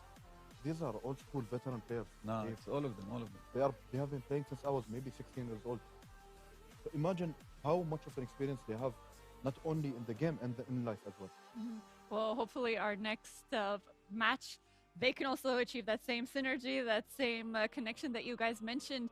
And let's actually take a look at the next coming match, including the favorite part, their logos, which we love to see. So as I said, we had Regicide Gaming versus ATK Biggest side Academy. gaming all the way. Throw Okay. your bets now, guys.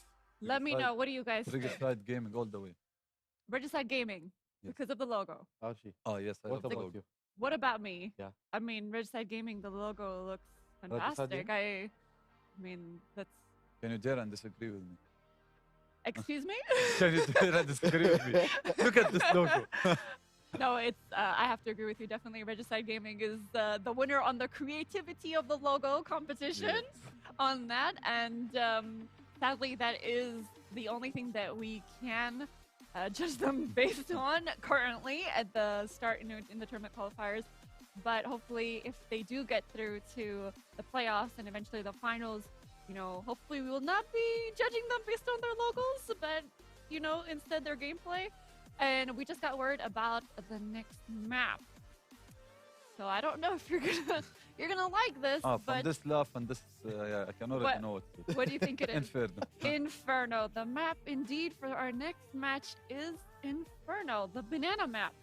I'm actually not surprised that it's mostly picked as a best of one because it's one of the best maps to play, whether you're individually good or team work good. Because this map actually needs both of these qualities inside a team. Needs individually good, and it needs you to have a good team chemistry. As we said, Inferno all depends on how you're gonna make sure that the enemy uses a lot of utilities. How are they gonna get rid of utilities? When are they gonna use the utilities? So, for example, you cannot just go smoke entrance and the other smoke next by not seeing anyone. You need to know how to time your utilities. You need to have good timings in B. In mid, you need to know when to molly, when to nade, when to smoke. Inferno is the most utility damage map in CSGO. So it is a very utility dependent map, and as you said, the game before didn't really utilize that. They didn't utilize that it's a utility It was more map. of an individual play. Yes. So the difference between them was the individual skill, and that was basically the outcome. But we'd really like to see who utilizes the utilities. Is there a different way of saying that? Utilizes Nate, the you can Utilities. So hopefully we're going to see a different point of view. I'd really like to see a game where they're both equal in skill in terms of aim, and the only deciding factors would be their knowledge of the game or their strategy. So seeing different aim, you know, we've seen it before. We've seen players with good aim, but what we really want to see is the mind games, the manipulation and the strats. And do you think that we're going to see this from ATK Gaming, as you have praised them for? So if you were trying to predict which team would win, I will go individually. against the logo this time. I'm going against with the ATK logo. ATK Academy or the Okay, ATK Academy. What about you, Hope? Are going you with the sticking logo. to the logo? Yeah, I have to go. again. I have to stay. I mean, come on, look at the logo. The logo can is just for appreciate I know, sure. yeah, yani, I cannot, I mean, I'm judging based on not seeing the players play. From the logo. From the logo. From the logo, it's all safe. logo gaming. Logo Logo Gaming. Gaming. That's your future esports team, Logo Yes, Gaming. Well, if there's anything else that you'd like to add, I know we've had this map priorly and we've spoken pretty much about it, but let's say for, since we already seen a match playing in Inferno, what would you advise these current players to do that the previous teams did not? Inferno is most knownly for comebacks. And Sami, I think, knows this. Inferno, I think, is the highest map with comebacks rating. Because of the map can be both sides, whether it's C or CT. Depends on how you use your utilities. Yes, you have to win aim duels, but most importantly, the utilities. How you're gonna use it by taking banana? How are you gonna use it by taking mid? How are you gonna use it by forcing out the utility from the enemy? So honestly, it all depends on how the team is confident and how sure of their utility usage inside the map, whether it's in A or B. Apps control can actually be very important sometimes in a specific rounds. In sensitive rounds, you want to go for the aggressive apps push, whether it's close or not. You're not gonna expect a close match. Someone's gonna just rush, or two players gonna rush apps or mid. Or there has to be the good chemistry, as I said, good individual plays and good team. All right. Well, hopefully they're going to bring us the utilities and the banana. That's what I got, right? Inferno, utilities and banana. But there is something else that you did mention. Oh, Exactly. yes. I Thank knew you. were saying it. Thank you for telling me that. But do you think that in the previous match we saw the battle of the off? Honestly, no. Like we've seen an op from the T side. The CT side opper was not effective. He wasn't effective at all. He was played scared maybe, or he wasn't confident about his shots. He's not hitting his shots. He missed 2-3 shots. He's confident dropped. But from the C side, it was good oping for a while because we've seen more entry in a rifle and banana, just smoking CT and entering. We didn't see a lot of ops, but as I said, oping in Inferno is the most important thing as well. Comes with the utility as an individual player. The opper who is gonna make the plays inside the map and call the calls for his team, whether to push, whether to play passive, whether he's going for aggressive play, so the opper actually controls the site he's playing in with his teammates. No disagreement at all. No disagreement. Okay, I'm just looking for a question so I can get you guys to disagree and create some heat in there. But Yes, go. well, we do know how important the op is and how to utilize it, and the importance of baiting out the team. So for the previous game, as you said, they didn't utilize the opping. Do you think that should take priority over other things in the map, or should you think that? For sure. The opper is the main priority alongside the utility usage. Utility usage and playing the op, you see, the Inferno has a lot of blind spots. Not only that, angles. An opper to actually minimize, you need to create space for your team and try to reduce such kind of places where your friends can get killed by. So let's say boiler, apps, second mid. You need to create such kind of a pick or a kill, an opening kill, where your friends can be like, okay, one died here, they're gonna be scared, they're gonna be placed low. Not when they're rushing as well.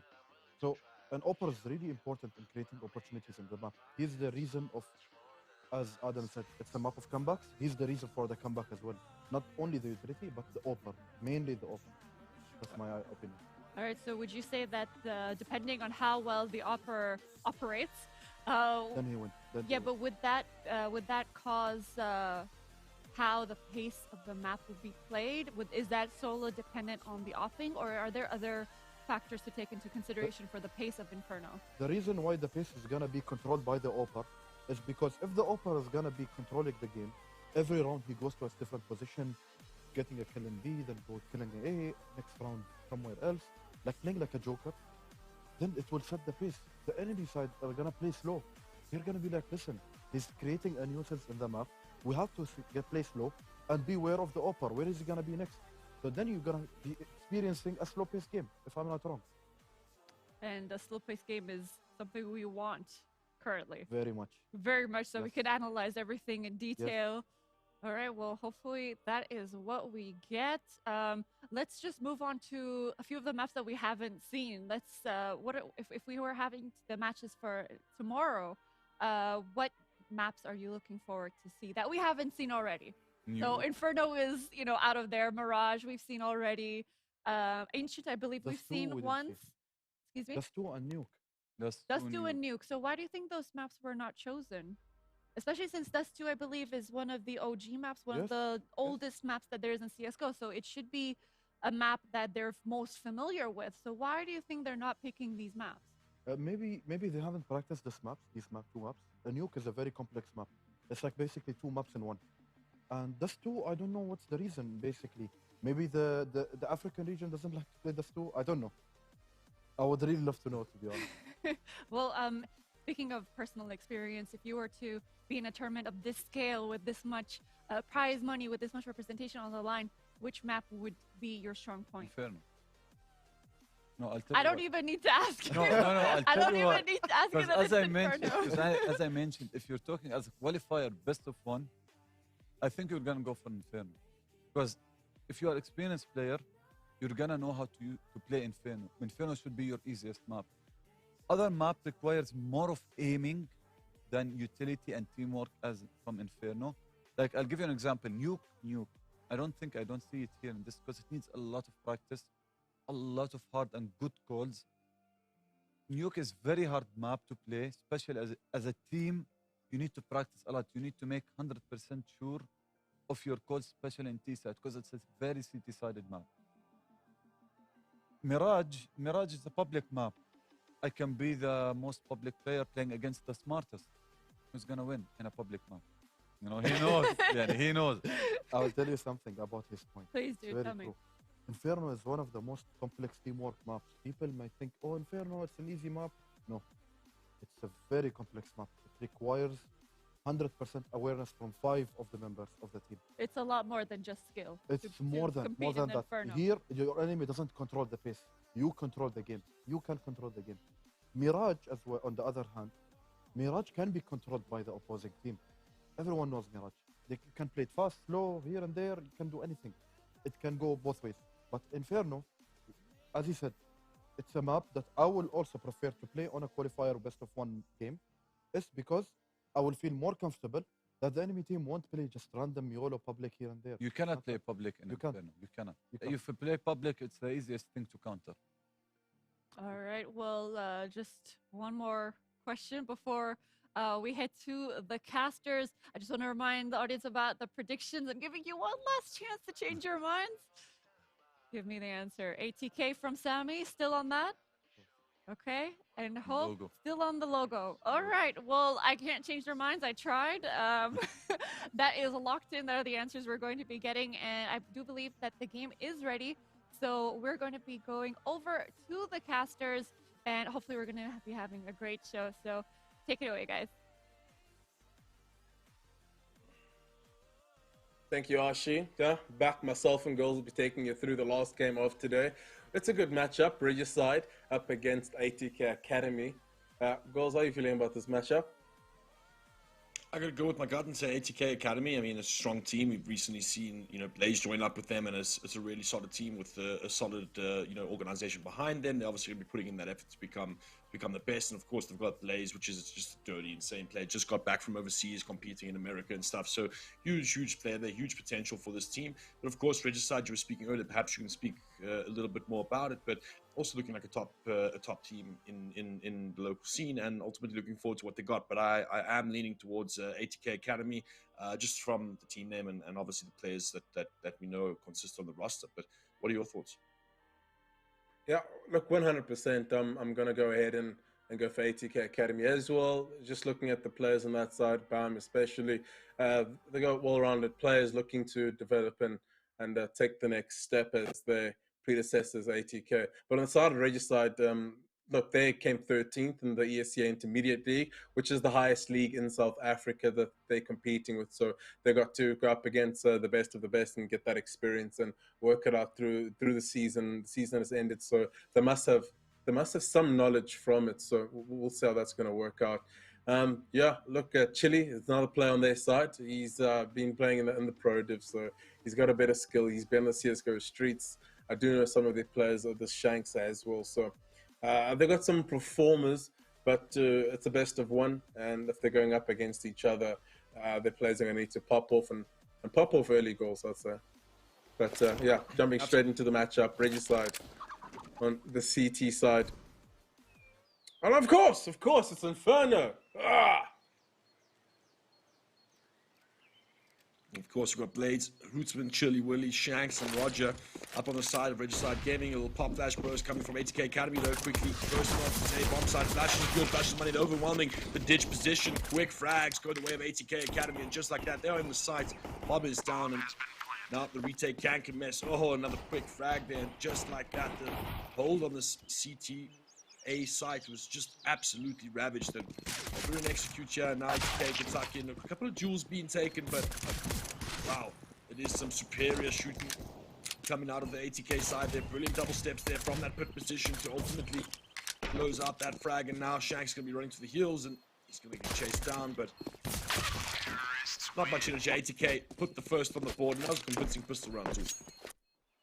Yeah, hella convincing. My personal favorite is the apps first. It's very hard to defend a quick flurry of players jumping at apps with that movement and the flash to create that 2-3 second space for you to get through. You really need to be precise and land your shots if you're playing quite deep on that A side without information. But ultimately, to pick up the first round, it's a good start. Regicide opting to half buy. Some of their players just aren't investing into it. Early signs of unsettlement inside the camp of their defenders, but Bam's going to take first contact up in Banana. The bit of a scuffle. A bit messy, but they eventually finish it off. And it's Shanks with an MP9. Does he have armor? He would have to have armor, but he's getting hunted down. Doesn't peak enough time to work with the Hootsman all alone with that Deagle.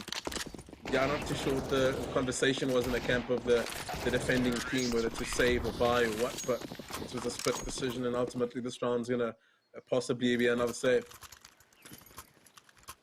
Yeah, absolutely. Only Blades with like quite a bit of money to work with.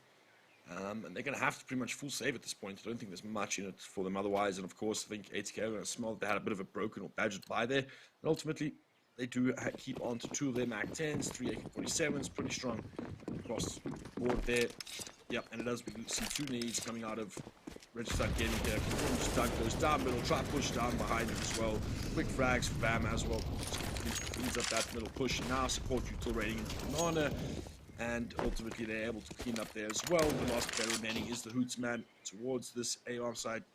Gonna want to try to get himself, I'm sure, one of these weapons, but right now playing it casual, keeping it defensive. Rusty looking for this last frag. It is the Hootsman. And slow rotation towards the speed bomb side. So obviously, a little bit of respect being shown here from Atk Academy. Not getting too over aggressive or too isolated on their hunt here. For the final play, obviously not much in it for them. They know that they didn't really invest much into this round, but now the Hootsman, this is a lovely little off angle here, but the flash comes in, it is close, but first Eagle goes his way, second one, it's a body shot, not enough to get the job done. 3-0 now for Atk Academy. I really like what Regicide Gaming did there with the grenades down middle. I just wish they would have invested. And 2 more grenades, I think they would have got away with more kills and more debris damage as they just clumped up towards their ramp and took the fight towards middle. They did a lot of damage, but there was no one there to capitalize. But they're going to go jump into this gun round. Yeah, everyone's got all the bells and whistles that they want just to absorb with an MP9 or MAC 10. Perhaps he's going to look for those post-quarter engagements. Smokey's testing out Banana. Doesn't know what's in store and how they displace the utility. 2 smokes being placed on, so really burning the utility Regicide. So it's going to potentially come back to bite them. ATK going to readjust and look to take brackets control. It is Blades posting it up on towards long. He's going to have sight vision. He's going to get smoked out. Smoke towards the left of middle and towards lane. So it's going to be a bulk burst once again. Let's see if the trades go Blades' way. Yeah. Blaze with the double. Let's speak about him. He's got a lot of work to do with the boys. I mean, he's come back from America and he's looked to pass on that knowledge. Not too sure if he's the IGL on the side of ATK Gaming, but I'm assuming he's going to have some value to bring. Certainly influencing those sorts of decisions, those plays, leading the pack there as well. And sometimes that's great to have as part of a team. It's just that entry fragger that's taking an initiative, and you know he's kind of forcing that support to come through from the team and leading from the front there. And you saw Blaze doing just that. Takes 2 quick kills there as he bounces out of that apartment. Of course, Util is pitch perfect, and ATK Academy are looking. They are having a strong start here.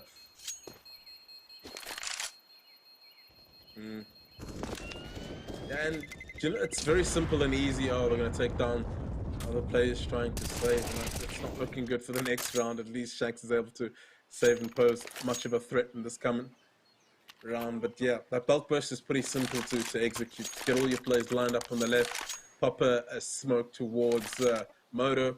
They pop 2 on the left of middle, 1 Moto, and they just burst it through with flashes popping above them. But hard for the defenders if they're sitting in no man's land, which they were. Usually be sitting in deep pit and deep sight and have that established crossfire. And be ready for that if you haven't looked or checked apps in the initial phases of the round. But now they're just playing with bare pistols, or just 1 upgraded rifle. and some pistols, but it's not going to be much against an AK-47. You're sending just a fisherman into B to probe and prod and find information. If it's clean, the rotation starts to come in soon. Blaze picking up the bootsman, trying to make a difference there towards apps. Blaze is always going to be aware of those plays. And there we go, the call has been made. They're going to shift over, collect the bomb, and secure the round. It's going to come down to how much damage they can do post-bomb plant. Yep, absolutely. Really clinical stuff coming out of Atk Academy here. Really just poking and prodding across the map, making all the decisions as a unit and figuring out where the best place to hit is. And just leaves the remaining city players here looking for frags. Beautiful shot there from Blaze towards that banana area. Huge from him. This actually puts him back in the round here. Quick frag as well, and another player spotted. This is going to hell real quick for Atk now. It's up to the last two players, but in the Blaze comes in with that AWP that he's picked up from banana. Now it's all up to the final player who's gonna get taken out just like that. Regicide steal the round back, and I said that Atk were playing that clinically, but man, they literally just out-picked or poked themselves to such a disaster position there from the banana area as well. Just overpeaked and overpeaked and overpeaked, and there's the players off the back of that beautiful Blades. Deagle comes in with that AWP as well, gets multiple entries, and boom, just like that, we have ourselves a game. Regicide back in it, and surely Atk a little bit stunned. Yeah, I did say Shanks was going to be the difference maker, or could be the difference maker, mind you. And he did indeed. He traded all the players with pistols up until the man advantage, picked up and recycled the weaponry of Atk, and just finished it off. But sloppy from Atk, I'd say. They are a bit of a new team, I'd say, in the last month. They've been put together, so just trying to understand and control those kinks and put some patches all over those gaps and windows of opportunity. They're going to go for what worked in the pistol and the previous gun round. Is a bulk burst, but the flashbang does come out. That's going to prompt them to probably react. You know, they're going to hold and wait for the utility, but they go out instead, and the trade does come out. He gets his man, but it's not enough. There are too many men on the side of Atk clearing out that A site. It's going to come down to the post plant.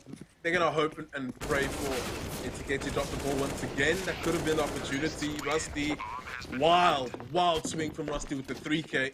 Really stepping up and standing tall. Oh, just like that, it's a disaster for the economy of the CT side, and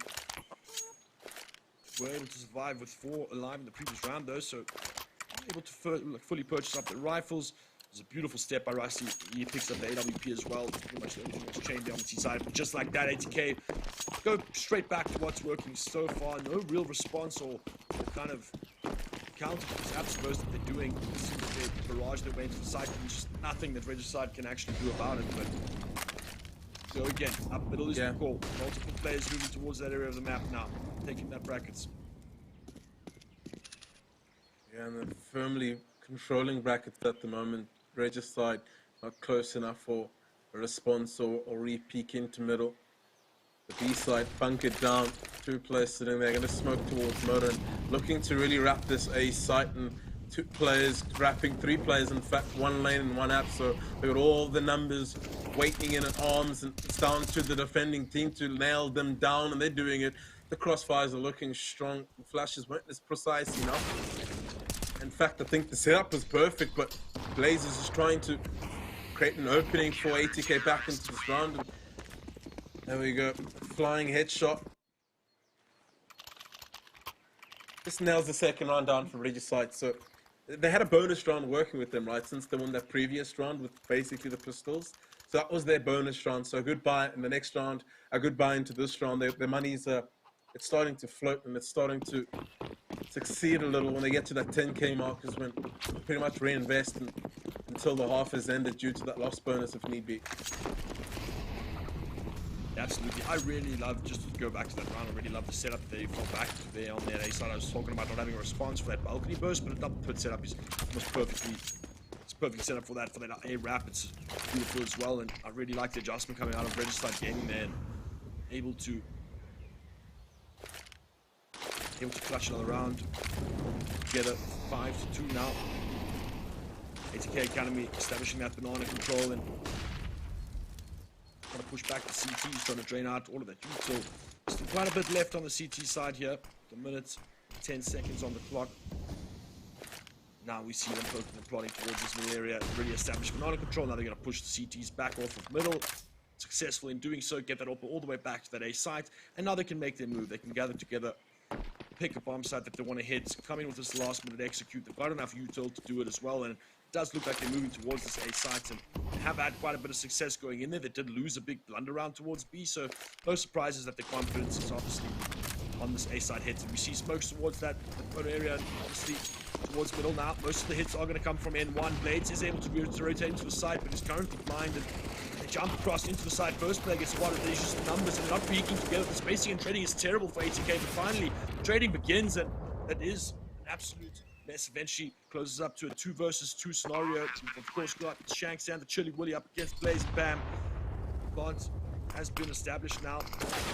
Beautiful smoke there is take the duel as well, and takes off his head. That's a dirty shot. Shanks now going to be looking through the smoke, and it's all down to timing. Beautiful little reaction there. Not too sure where the final player is.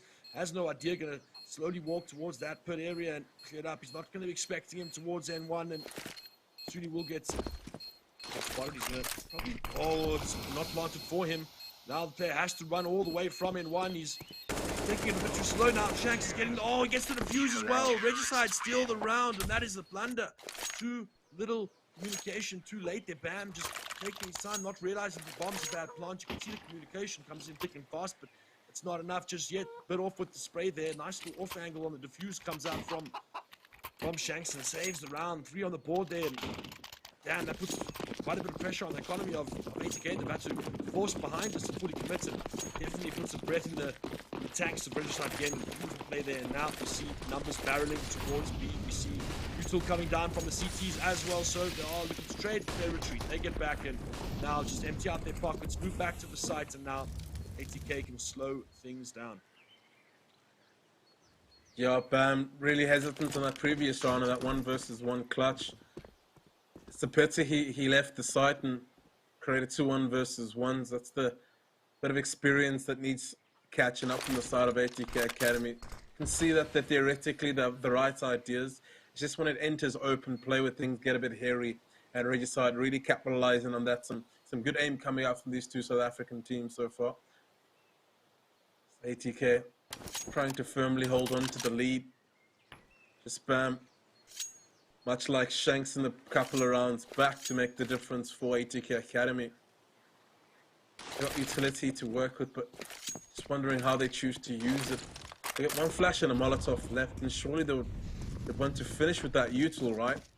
Just once the smokes are gone, but I guess they're trying to bait out a reaction that it did come about, but Blaze makes an easy work of Blaze there towards VC. Bam moving on with that AK, and it's working out. In fact, as a player, Rusty wraps the player, and backstage Chili collects the AWP, and he's the AWPer for ATK, so that's precisely the gun he wants. Bam, lovely off angle, 2 good headshots, fantastic in fact to give him the 6th round. Yeah, Rusty finishing it off. Bit sloppy from Regicide. Not pretty Counter-Strike, but it's effective, I'd say. But they needed that round. Who's ultimately just not sitting in a good economic position here. You can see they forced back onto the pistols now, and ATK going to be given a little bit of breathing room. Their economy's not looking too hot either, but they're going to be able to build some of that back off the back of this. So we should see how they change things up here. We do see numbers hitting towards middle, then we see pop smokes really getting thrown off the bat. Beautiful grenade. They're going to do quite a bit of damage towards the Danger Man Blaze now over that middle, and surely that does a lot to him, pushes him back towards that middle area. You can see them try to go for like a quick execute towards that middle area, but now Chilwilly notices the gap in default here. Managed to get pressure through it. Frags coming through here. Or 1 frag from Regicide. Molecule, that was it. And now ATK can regroup, get back together. Oh, beautiful cover there. Just holding the retreat. Now they're going to surprise us. I'm certainly not going to expect the volume of players that are barreling in there. Looks like another round to ATK. Yeah, you can see how responsive ATK are. They're quite whippy, moving around to the communications. It's there. They're making work of it. Oof. Lovely headshot from Roger, the P250. Gonna get you that dink and dong instantly. He's just looking to do more damage. Perhaps try collect an AK somewhere around. Pulls more of a threat next round. They're gonna have a good fight nonetheless. So the economic damage was the core, almost finishing off Rusty, but AWP sharp as ever. man to wield it for ATK. I wonder who wields the AWP for Registrar. It was Blaze sitting towards long hold in the middle. Yeah, he's gonna pick that up and try be competitive with the likes of Rusty. Hoping for a mid 1v1 duel, but that'll still be quite nice to see.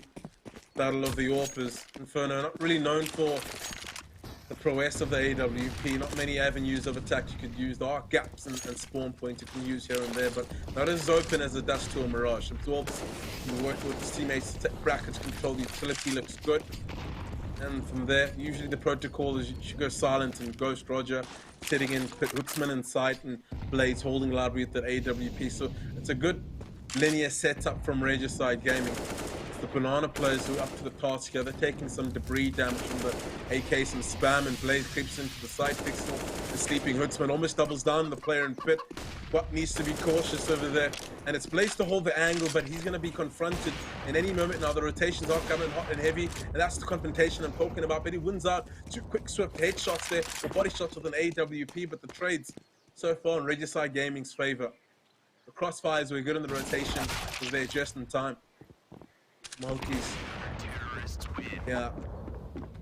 Wasn't aware of that second player. Don't have much time to work with. You know, the AWP's doing the heavy lifting. The heavy lifting indeed.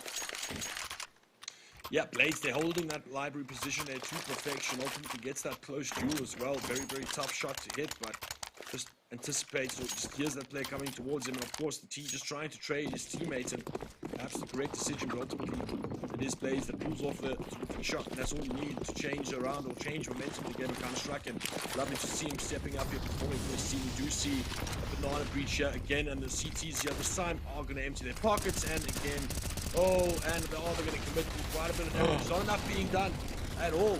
They have the B bomb side for absolute free. Don't panic just yet. We saw earlier from Regicide the same sort of thing. They like to play this retake type of style here on the bomb sites, and they do still have quite a bit of util to work with. So it's all up to how they place it, how they position it, how they execute it.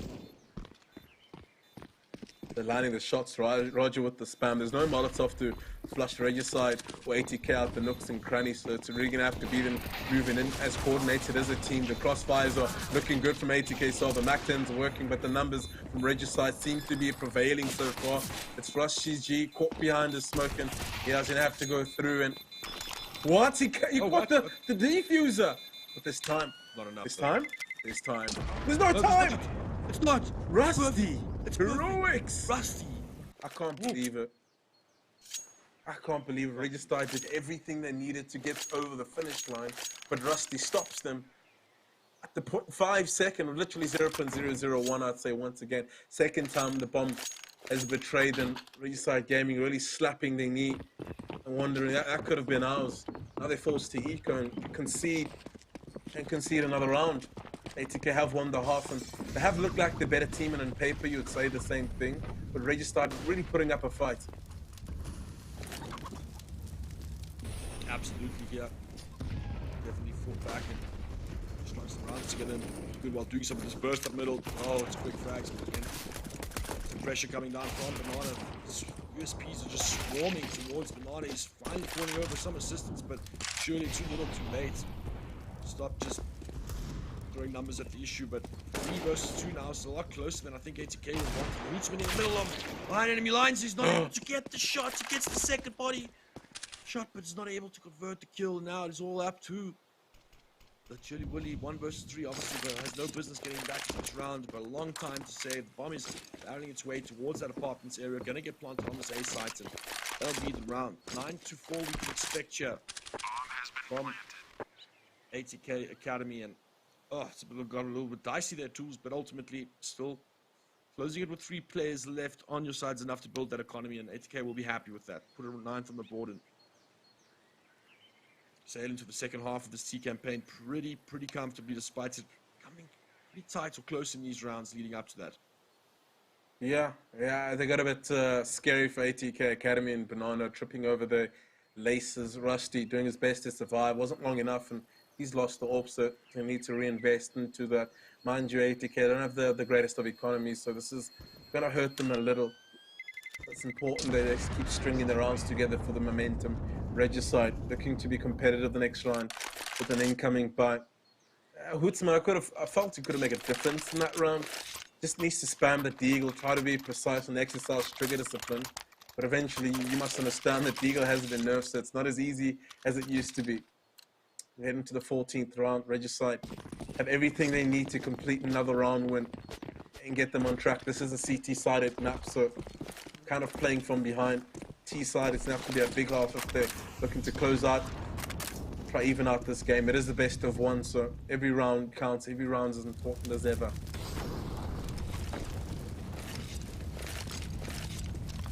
Good util usage from the side of ATK. Nice to see the name back in local Counter-Strike. It's been a couple of months there, Goals. Yep, it's really, really good to see him back. I mean, he was really one of the best players to ever, to touch the game last year. Certainly great or multitudes of talent there for him. I just love the idea of him giving that kind of experience, all the experience he's gained over the years, 2 players on his team, that's going to just bolster up another roster. Currently the South African CSGO scene is absolutely thriving, so it's epic to see a band we see here.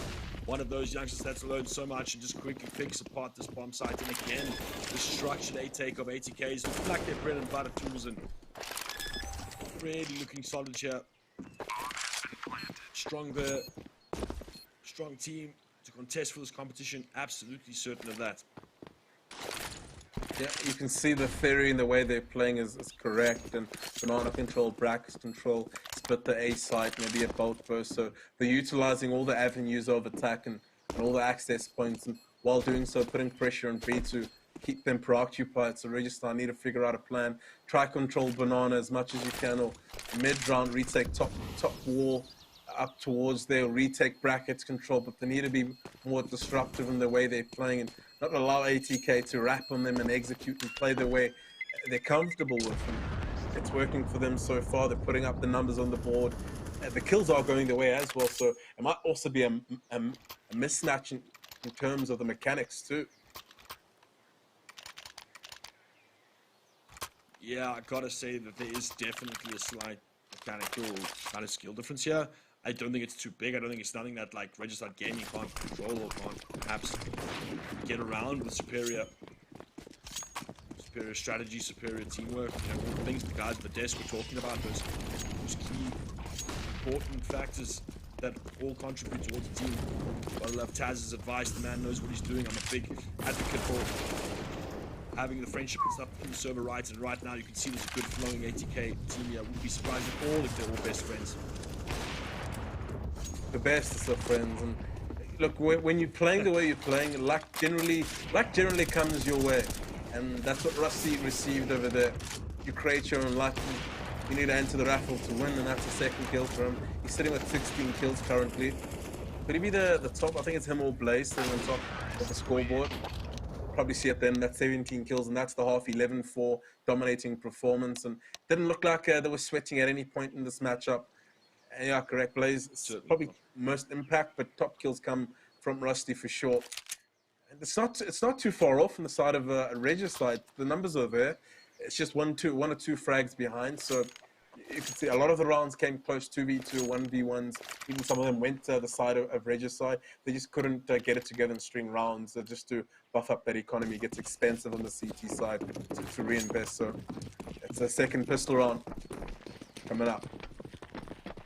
Yep, excited to see what Register side have in store here. It looks like they are going to be moving numbers towards that second mid area, but ATK have got an aggressive position, pushing outside to the apps, and as he takes the angle, it's a bad one. Shanks takes his head off, and that's the first frag. Now they can just barrel out. Surely they know what's coming. They do have 3 players towards the safe bomb site now, but too many are getting through. I know the supporters come in thick and fast. They're not going to expect the second player here. You can see all the jewels will take it, but he's just winning them all, and I'm getting absolutely diced here. Now, eventually the second player is able to get into the game. Rusty gets that peek, and the bomb gets planted now. Pressure overwhelming the final Wow. Player there and catching him off an ATK swiftly. What a good strat. The gamble stacked aside. They ultimately have that ninja there stuck in towards that ditch position. Numbers flurry out of that apartment. But as soon as that player, that rotationary player from B, is able to get to that second or that N2 position, it's tickets, man. He's able to support his teammates and they just absolutely batter the breach coming out there from Regicide Gaming. And I feel like Regicide needed that pistol round if they want to stay into this tools. They're forcing behind this. What do you think of that decision? I like it. At this point, you need to just throw everything against the wall and, try beat ATK at their weakest is with these MP9s, I'd say. So a mismatch in riflery, but you don't want to give it away to where you have the rifles, but already Shanks has been tagged down. The grenade should put him down a little bit more HP and almost getting finished off. And that's the trade coming in from Bootsman. He's going to gust her towards this A site. Throwing caution to the wind, gets dinked, and I think he should secure this A site. The bomb is still in a sticky position towards the T-ramp, so they need to worry about that. But ATK getting caught off guard. Brilliant decision by Regicide. They got the bomb down. They got a few kills. So, looking at the scoreboard, 4-12, you need to start picking up rounds. So you need a good start too. Losing the piss round, it's the second that matters, they say. You win the second round, and that's where you establish the lead. As you can see, this is going to force ATK into a save. Rusty does have an MP, or a galley, an MP9 on Mulkey, so they will reinvest and force into it. But great call from the IGL and Regicide.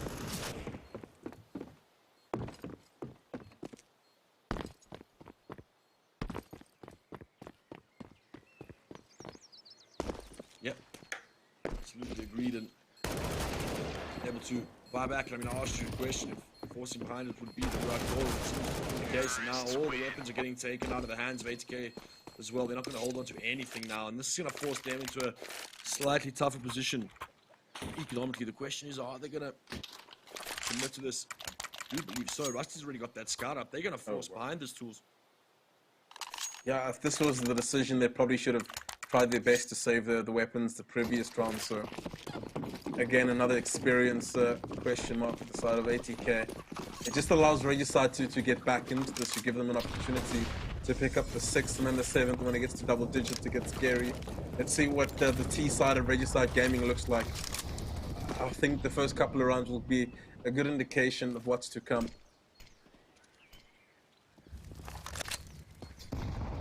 Mulkey's anchoring this B site. They're really trusting in him. Feel they need to force some fights from the A site if they're just leaving one player to solo the B side. Blades, some good useful usage, just smoke towards the left and middle, a molly towards Ducky, and from there proceed to take map control. Chili Boy tasked with handling apps. And yeah, they got the control they wanted, I guess. There's not enough brackets. I think the next couple of seconds, Rusty is going to peek and pop. Maybe go. They're already the rotation coming out in the mini-map from Atk Academy to bolster up that B defense. Smokes are coming in. Regicide ready to go. Flashbang to prompt the ultimate push, and Shanks playing entry frag here gets taken out, and that smoke is going to keep Mulkey alive for a couple of seconds. He gets traded out though. The bomb should be going down now. There's a alert from Chili sitting in middle, so he'll be the linchpin in all this. Yeah, but right now can be an option. Could be.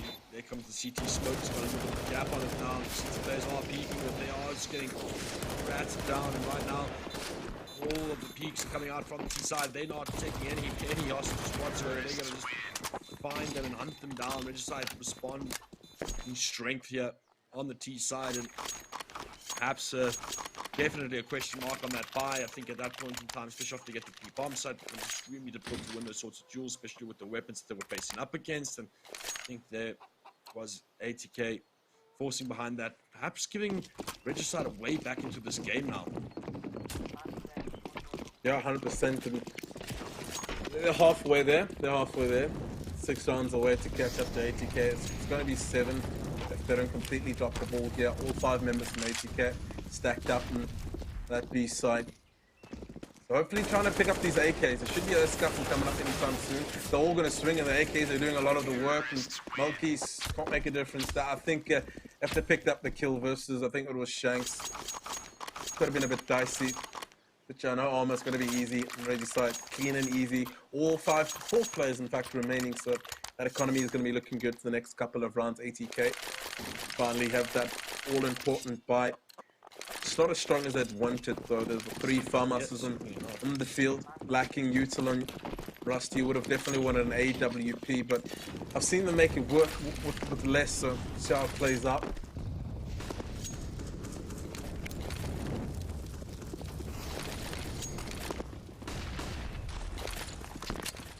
Out of control, established, but they're going to get punished now with some grenades. Really good set piece there. Shanks really taking brunt of the damage.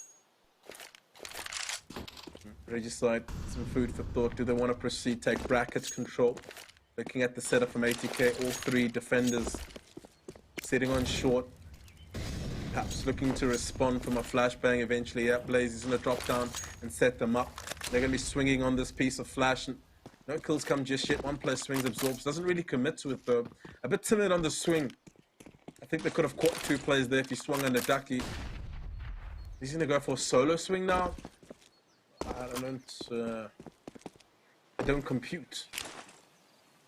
I think he's just trying to get a little bit of information, try to find that little peak, but he is kind of isolating himself as well. And quite a bit of control been established here. Hootsman is going to be looking into this B side to try and find some sort of opening, but does spot a player towards that CT area. Now he can smoke it off. He could probably keep that rotation there. You can see that CT's on towards AR, getting a little bit antsy now, but now this hits towards this A bomb side should be coming through shortly. There's only 30 seconds left on the clock, and beautiful little position to smoke there from Blaze. Going to be able to hold that pit position, but no.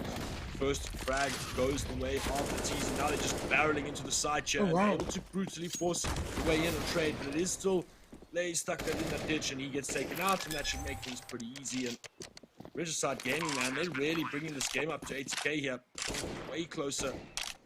We thought momentum was in their way, and they've really put on a show here. The desk was talking about comebacks on this map, and we've seen a comeback here for sure. Yeah, the brilliant thing about this comeback is, the brilliant thing is the 3 players remaining alive. Well, as I say that, he goes for the hunt, but he has the money to do so. Bam's going to collect an AK, run for the hills, and ATK really struggling with their defense over there.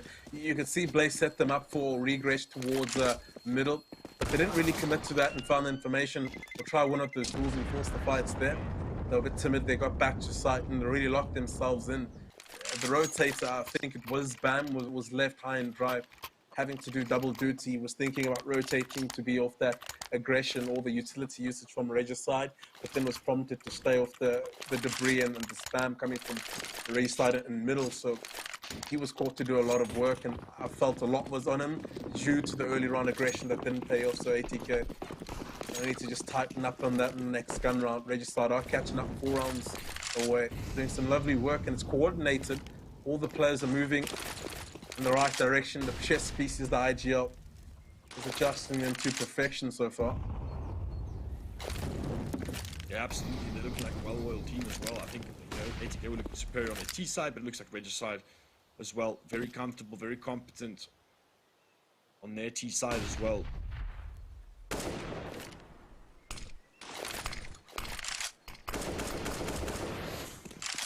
Yeah, that's the only smoke left on the side of ATK. So it really is going to come down to the headshots, the raw mechanics. There's 3 players all straight out from ATK on this A site. Each one of them going to win the individual duels, and there's 4 players now. The rotations are in time, so hoping to cause a bit of a mess. Bam doing his best to make a difference, but it doesn't pay off. They're going to move in towards CT spawn, so that's Mulkey's. He's going to catch a bit of a surprise. He lands 1 headshot, traded up. He'll be happy about that. And there's some AKs on the floor for ATK to collect for the next round if they really want to. The Blaze is going for the round win.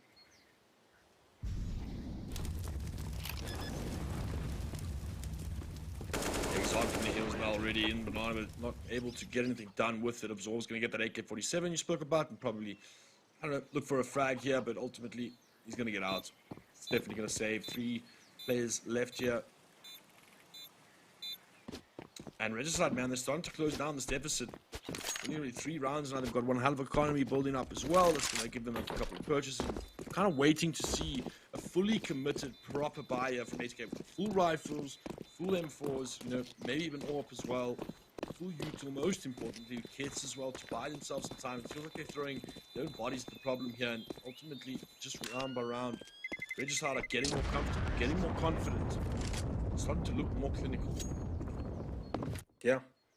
And like I said, they finished 13th, and they had a decent season considering it was the first season for them in the intermediate league of the ESCA. So coming into this, they would have had all that information, all that teamwork that they've been working on in practice coming off to pay off dividends towards the tail end of the season.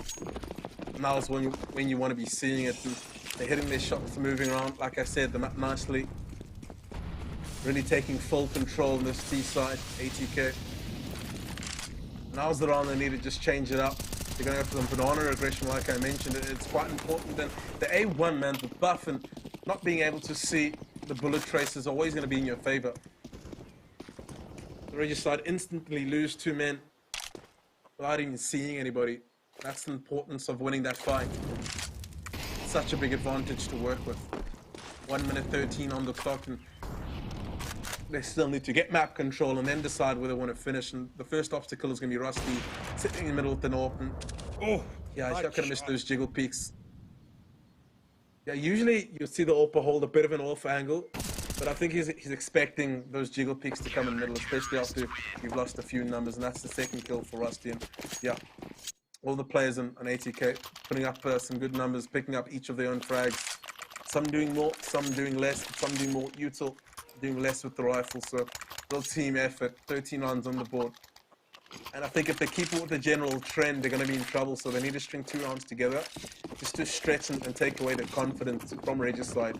They've been looking good in the previous rounds, a bit unsettled the previous, so looking to bounce back to their winning ways. Yep. ATK now edging their way towards that match point, but now we see quite a bit of util. This is all a hit here towards this middle site that you are able to rotate another player. They are taking banana control as well, so this needs to come through quickly. They do have that linchpin in banana as well, but right now quite a bit of utility trading happening towards eventually. ATK are able to establish a strong sense of banana control here, completely solo lining that site, and that's going to be able to strengthen this defense here towards the bomb side. It's a freaky wide pick. We spoke about this earlier. Rusty just going for that solo peek there, giving a quick frag, and I love this decision coming out of Regicide, moving all the way back here towards banana. They get that kill. Now they can just push this player off, at least be confident in the fact that they don't really know where they're coming, but now get spotted, and surely bells are going to be ringing. See the hot approach here from the CT smoke burst as he comes through, but gets killed through the smoke. Another C blaze, they're able to take him out as well, and beautiful little exchange coming from Regicide to bounce back into this, really putting the pressure, into this ATK roster. But no, it is ATK that's retakers, working from banana, working out. Oh, wow. Oh, 2 players, 1 versus 1 now. It's Absorbs and Shanks. He's able to put down that smoke there, and does spot the player out. Knows he's in his midst, and now looks able to get the shot. Beautiful pop peeking from Shanks. He takes the fight to perfection, and that's going to get into the heads, man. That's a beautiful round from him. They're able to steal it back from ATK. It's all that man Shanks. We said earlier, individual plays not necessarily going to win you the game, but that was earlier. This is now, and it's exactly what they needed. Regicide back in this. ATK certainly going to be looking at that, thinking, damn guys, we definitely should have thrown that 3v1. Beautiful to see the individuals come out from Regicide and step up and perform. Yeah, they really try to rush that clutch, you know, that's what happens. You give them 1 versus 1s, and Shanks is looking good, he's landing some shots. He's not looking to continue, and no, the flashbangs just weren't good enough. Bam gets taken down. The previous round, Blaze went down for free around family, wasn't able to pick up the kill, which really gave them that extra life, that extra rope to move in. And with that fantastic performance from Shanks, yeah, ATK, I think this is when they start to sweat bullets. Already a man down. They got that loss bonus, so they're able to reinvest into this round, so it's the only saving grace. Blaze didn't have to go huge and carry the boys through. Malchus and Rusty's too. They're going to regress into banana. Shanks looks ready. He's poised at the angle, gets taken out. In readjustment, but the setup looks good. Malky's right there to back up his boy. That's a 3 versus 4. Blink and you'll miss it. The trades are in the favor of ATK thus far. It's going to come down to the fight in the middle. I think it is Blades up against Absorb. He's going to pedal back into the site. The crossfire looks good, but I think if they move into CT spawn, that's going to become a bit tough for, I think, Rusty. He's on low HP. He's going to move back. He picks up another. Actually, it's Mulkeys. Oh no, he's missing all of the shots. He gets the no-scope. Almost a second, and it's down to Chile in a 1 versus 3. He's going to replicate the performance of Shanks if they really want to get through and close the lead. 20 minutes, 20 seconds on the clock. The bomb goes down, but it's the readjustment and no room, no time and space to work with. That's going to be the 14th and ATK. Still have some teeth in this matchup. Absolutely, absolutely. Not as much as economy as I thought was available there for the teams here. They're really lucky to get that bomb plant down. It's definitely going to help them get over the edge here with some of these players. They are able to buy AK-47s, just armor, perhaps a Gallo on Hootsman, but yeah, we see a pause. I honestly, like, even just looking at the economy, I didn't even know what I would want to do. So really nice to see Regicide pull it out and slow things down here, figure out how they're going to approach his tools. Do you buy here? Do you go all in? Do you try and bring it to the overtime? Do you try to snatch the lead back? You know, surely at this point, Regicide know that they've got a lot of pressure on the economy of ATK. They are 1 round away from pretty much closing that gap within 2 rounds, and suddenly that's where the pressure starts happening. The nerves start to come into effect, and suddenly you find yourself in that comeback position. But at the same time, it does look like they're not going to think they got faith in their strategy. Sorry. Yeah, continue. I just think you go to 15, how much steam do you have in the tank if you're Regicide? You're always able to string 2 rounds together, then you lose 1, then 2 rounds, and then you lose 1 up until this point, but you can't really afford that, so it's going to have to be one last big final push once the guns get purchased up in the next round. They are going to be gamble. But personally, I think I go for the Force, purely because there are windows of opportunity, there are blind spots all over the ATK sort of defense. Banana is susceptible, Apps is susceptible. You've won most of the fights in the middle here and there, so that's where you try to gamble it. Over time, usually the team with more experience wins, but it's Blaze. He has, I thought he was going to go for the spray down, but he's going to tuck in towards Apps. He's going to swing, he's got some good mechanics, so he's looking for a nice juicy round to work with, almost an ace perhaps. The bomb goes down, it's a 3K, and Chile and Hootsman, not much HP to work with. 1 on Hootsman, 42 in Chile, so he's going to have to collect some guns and move around and work them up quite nicely, and unfortunately that's not going to work out. Hootsman does lurk through the smoke to create an opportunity, but 1 HP, there's not much more you can do. That's going to be the 14th round. And like I said, let's say they fully bought and invested in this round, it would have been more dangerous to work with, more punch. And I'm afraid the next round's going to be even tougher. 5 match points ATK have to work with. They could have got an AK and Galley, could have been more dangerous. Could have been able to win out some fights a lot more cleanly to pick up that round. A bit of lack of faith in themselves, maybe. I don't know.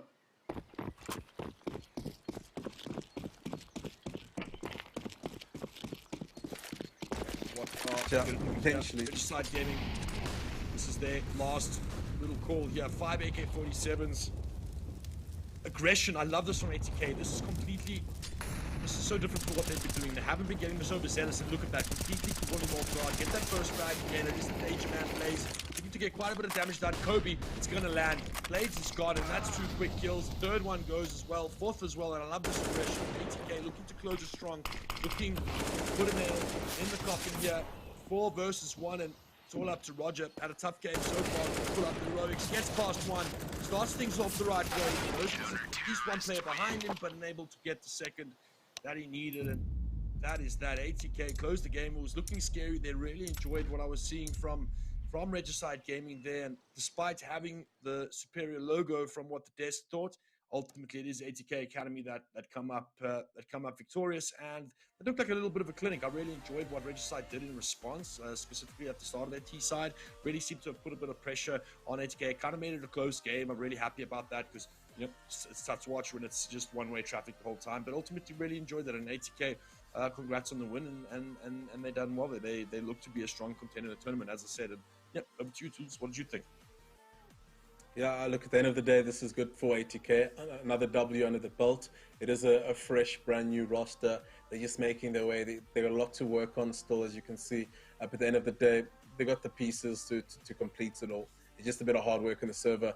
But congrats to them. I think at the end of the day, that the bigger names on paper, they're always going to win out. They're always going to win out that duel. But Regicide, they put some good rounds on the board. They did make it competitive. I felt if they did a bit more in the first half, it could have gone a long way. But we're going to throw it at the desk, and they're going to just dig a bit deep into that. Thank you so much, Goals in Lighter. Let me officially say that the curse is broken. Officially broken, right? It's completely dead because we did get a very close match, and that's what we were waiting for. We were praying for this whole time.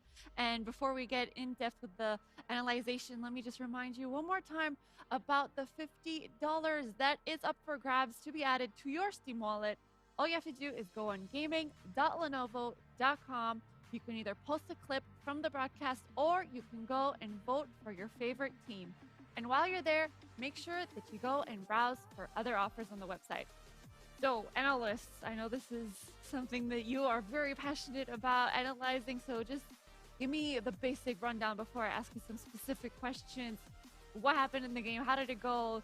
Are you happy with what the results that we got? I'm really happy with the nice game that we have seen. The quality that was presented to us was very good. It showed both teams are practicing. It shows they are both quality, decent teams. However, we have to point out some little bit of individual mistakes which led to some snowballing here and there.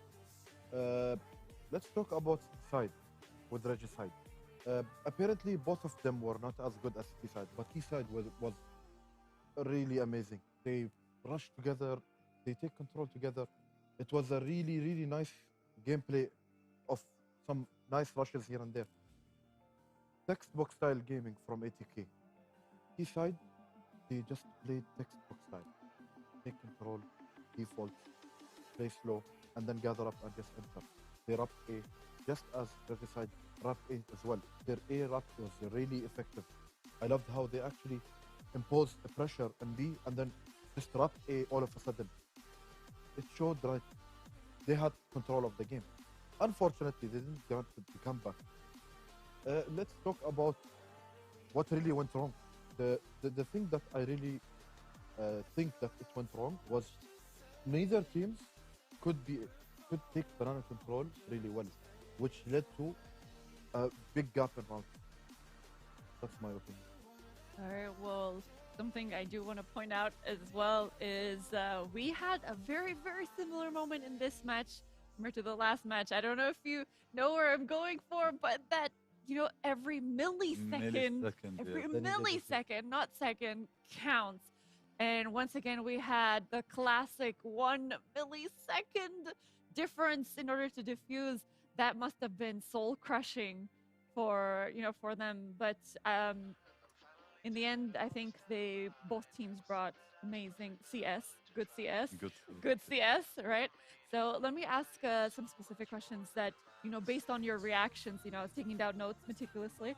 So in round 22, we saw that Atk Gaming, they were winning the game. They were winning the round really actively. They were really aggressive. But how exactly did they come to win that round? I think that's when they started to take banana control. It was the first time. Yes, it was the first time they tried to take banana control, and they lost all the other rounds at first because they gave them banana and mid. That's what we were talking about.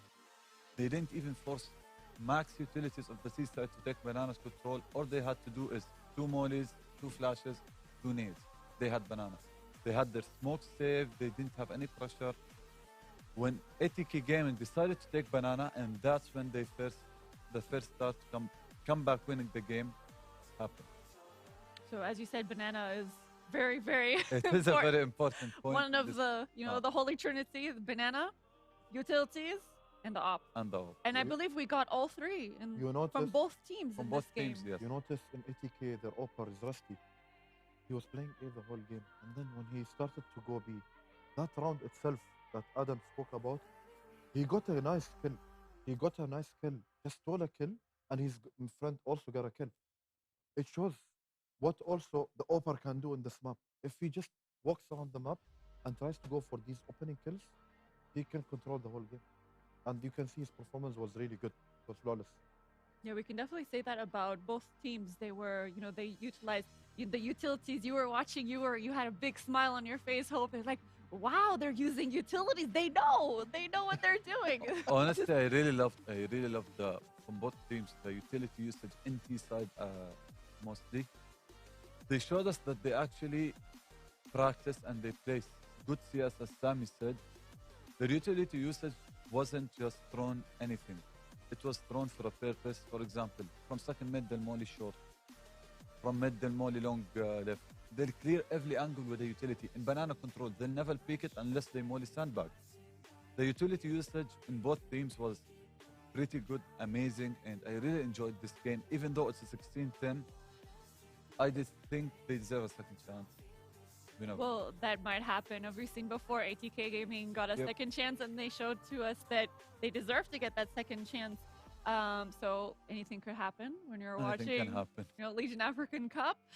There was another critical round. I believe it was round 23 when we had a clutch moment from Shank when he went 1v3 and completely annihilated.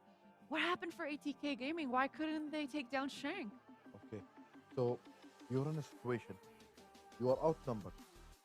Against you are 3 members. If I'm in their situation, I have 40 seconds with a kit.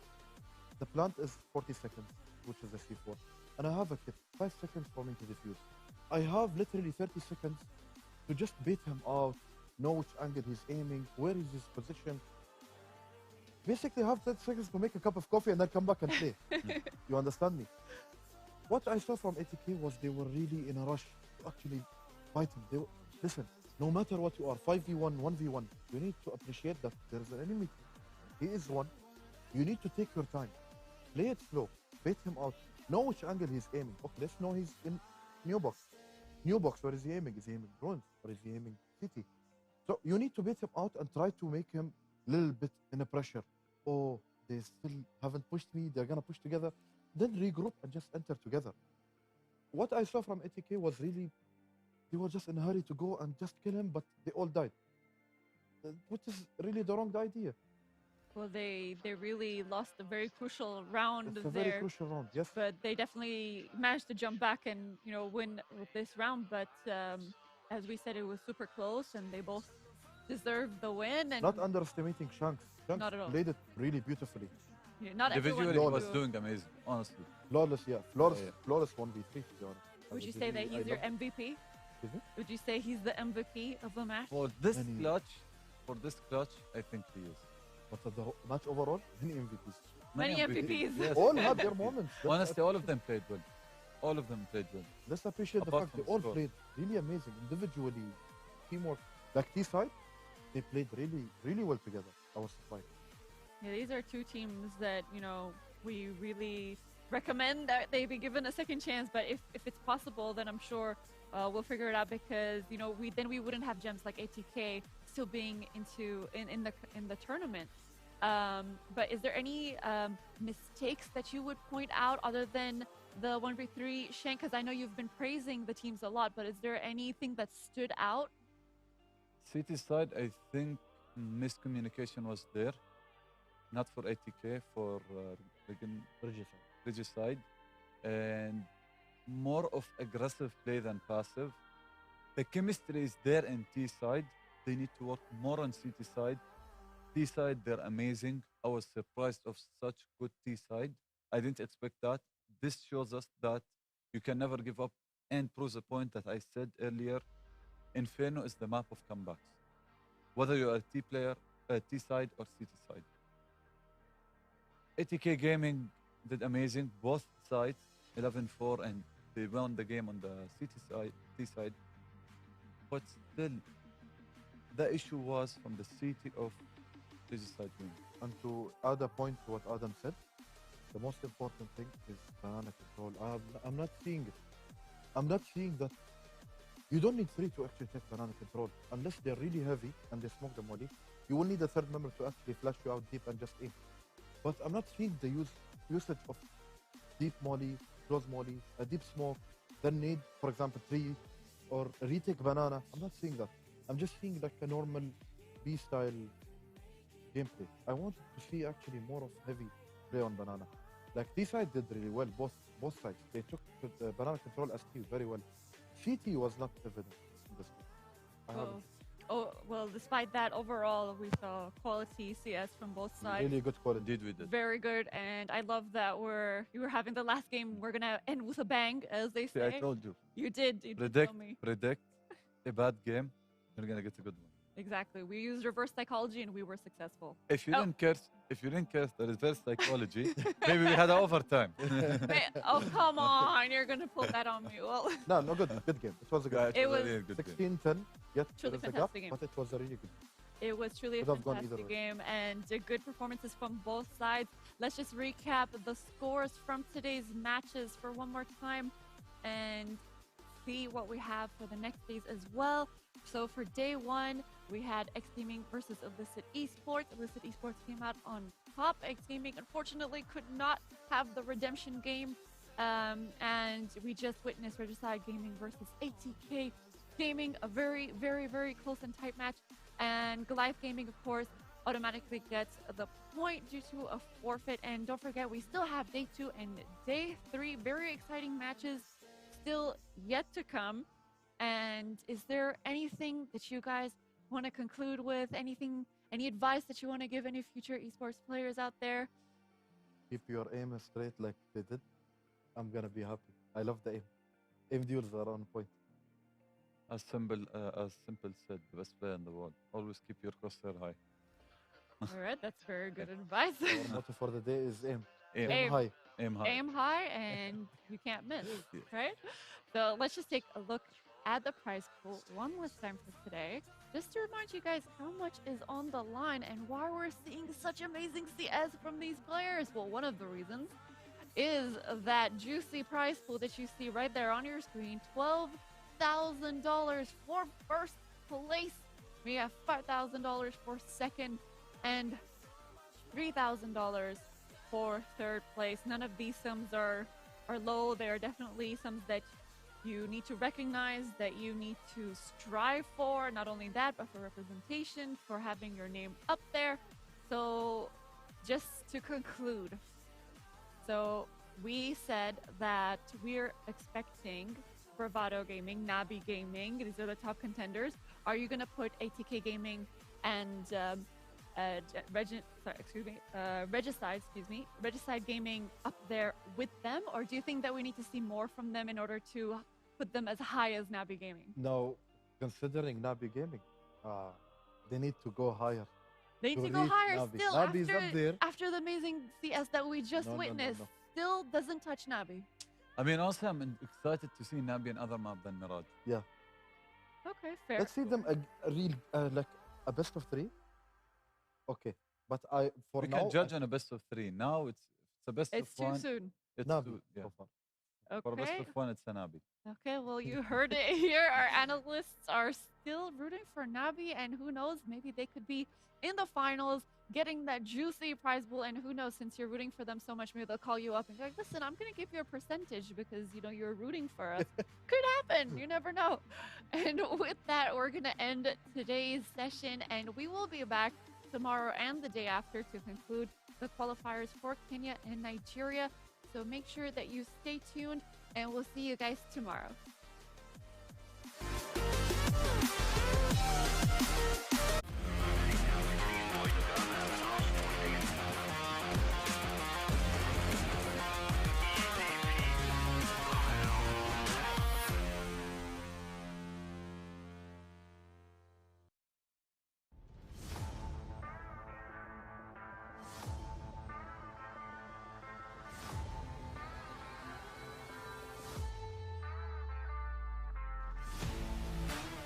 Is here the stall exists. He doubles up. Can he get the triple?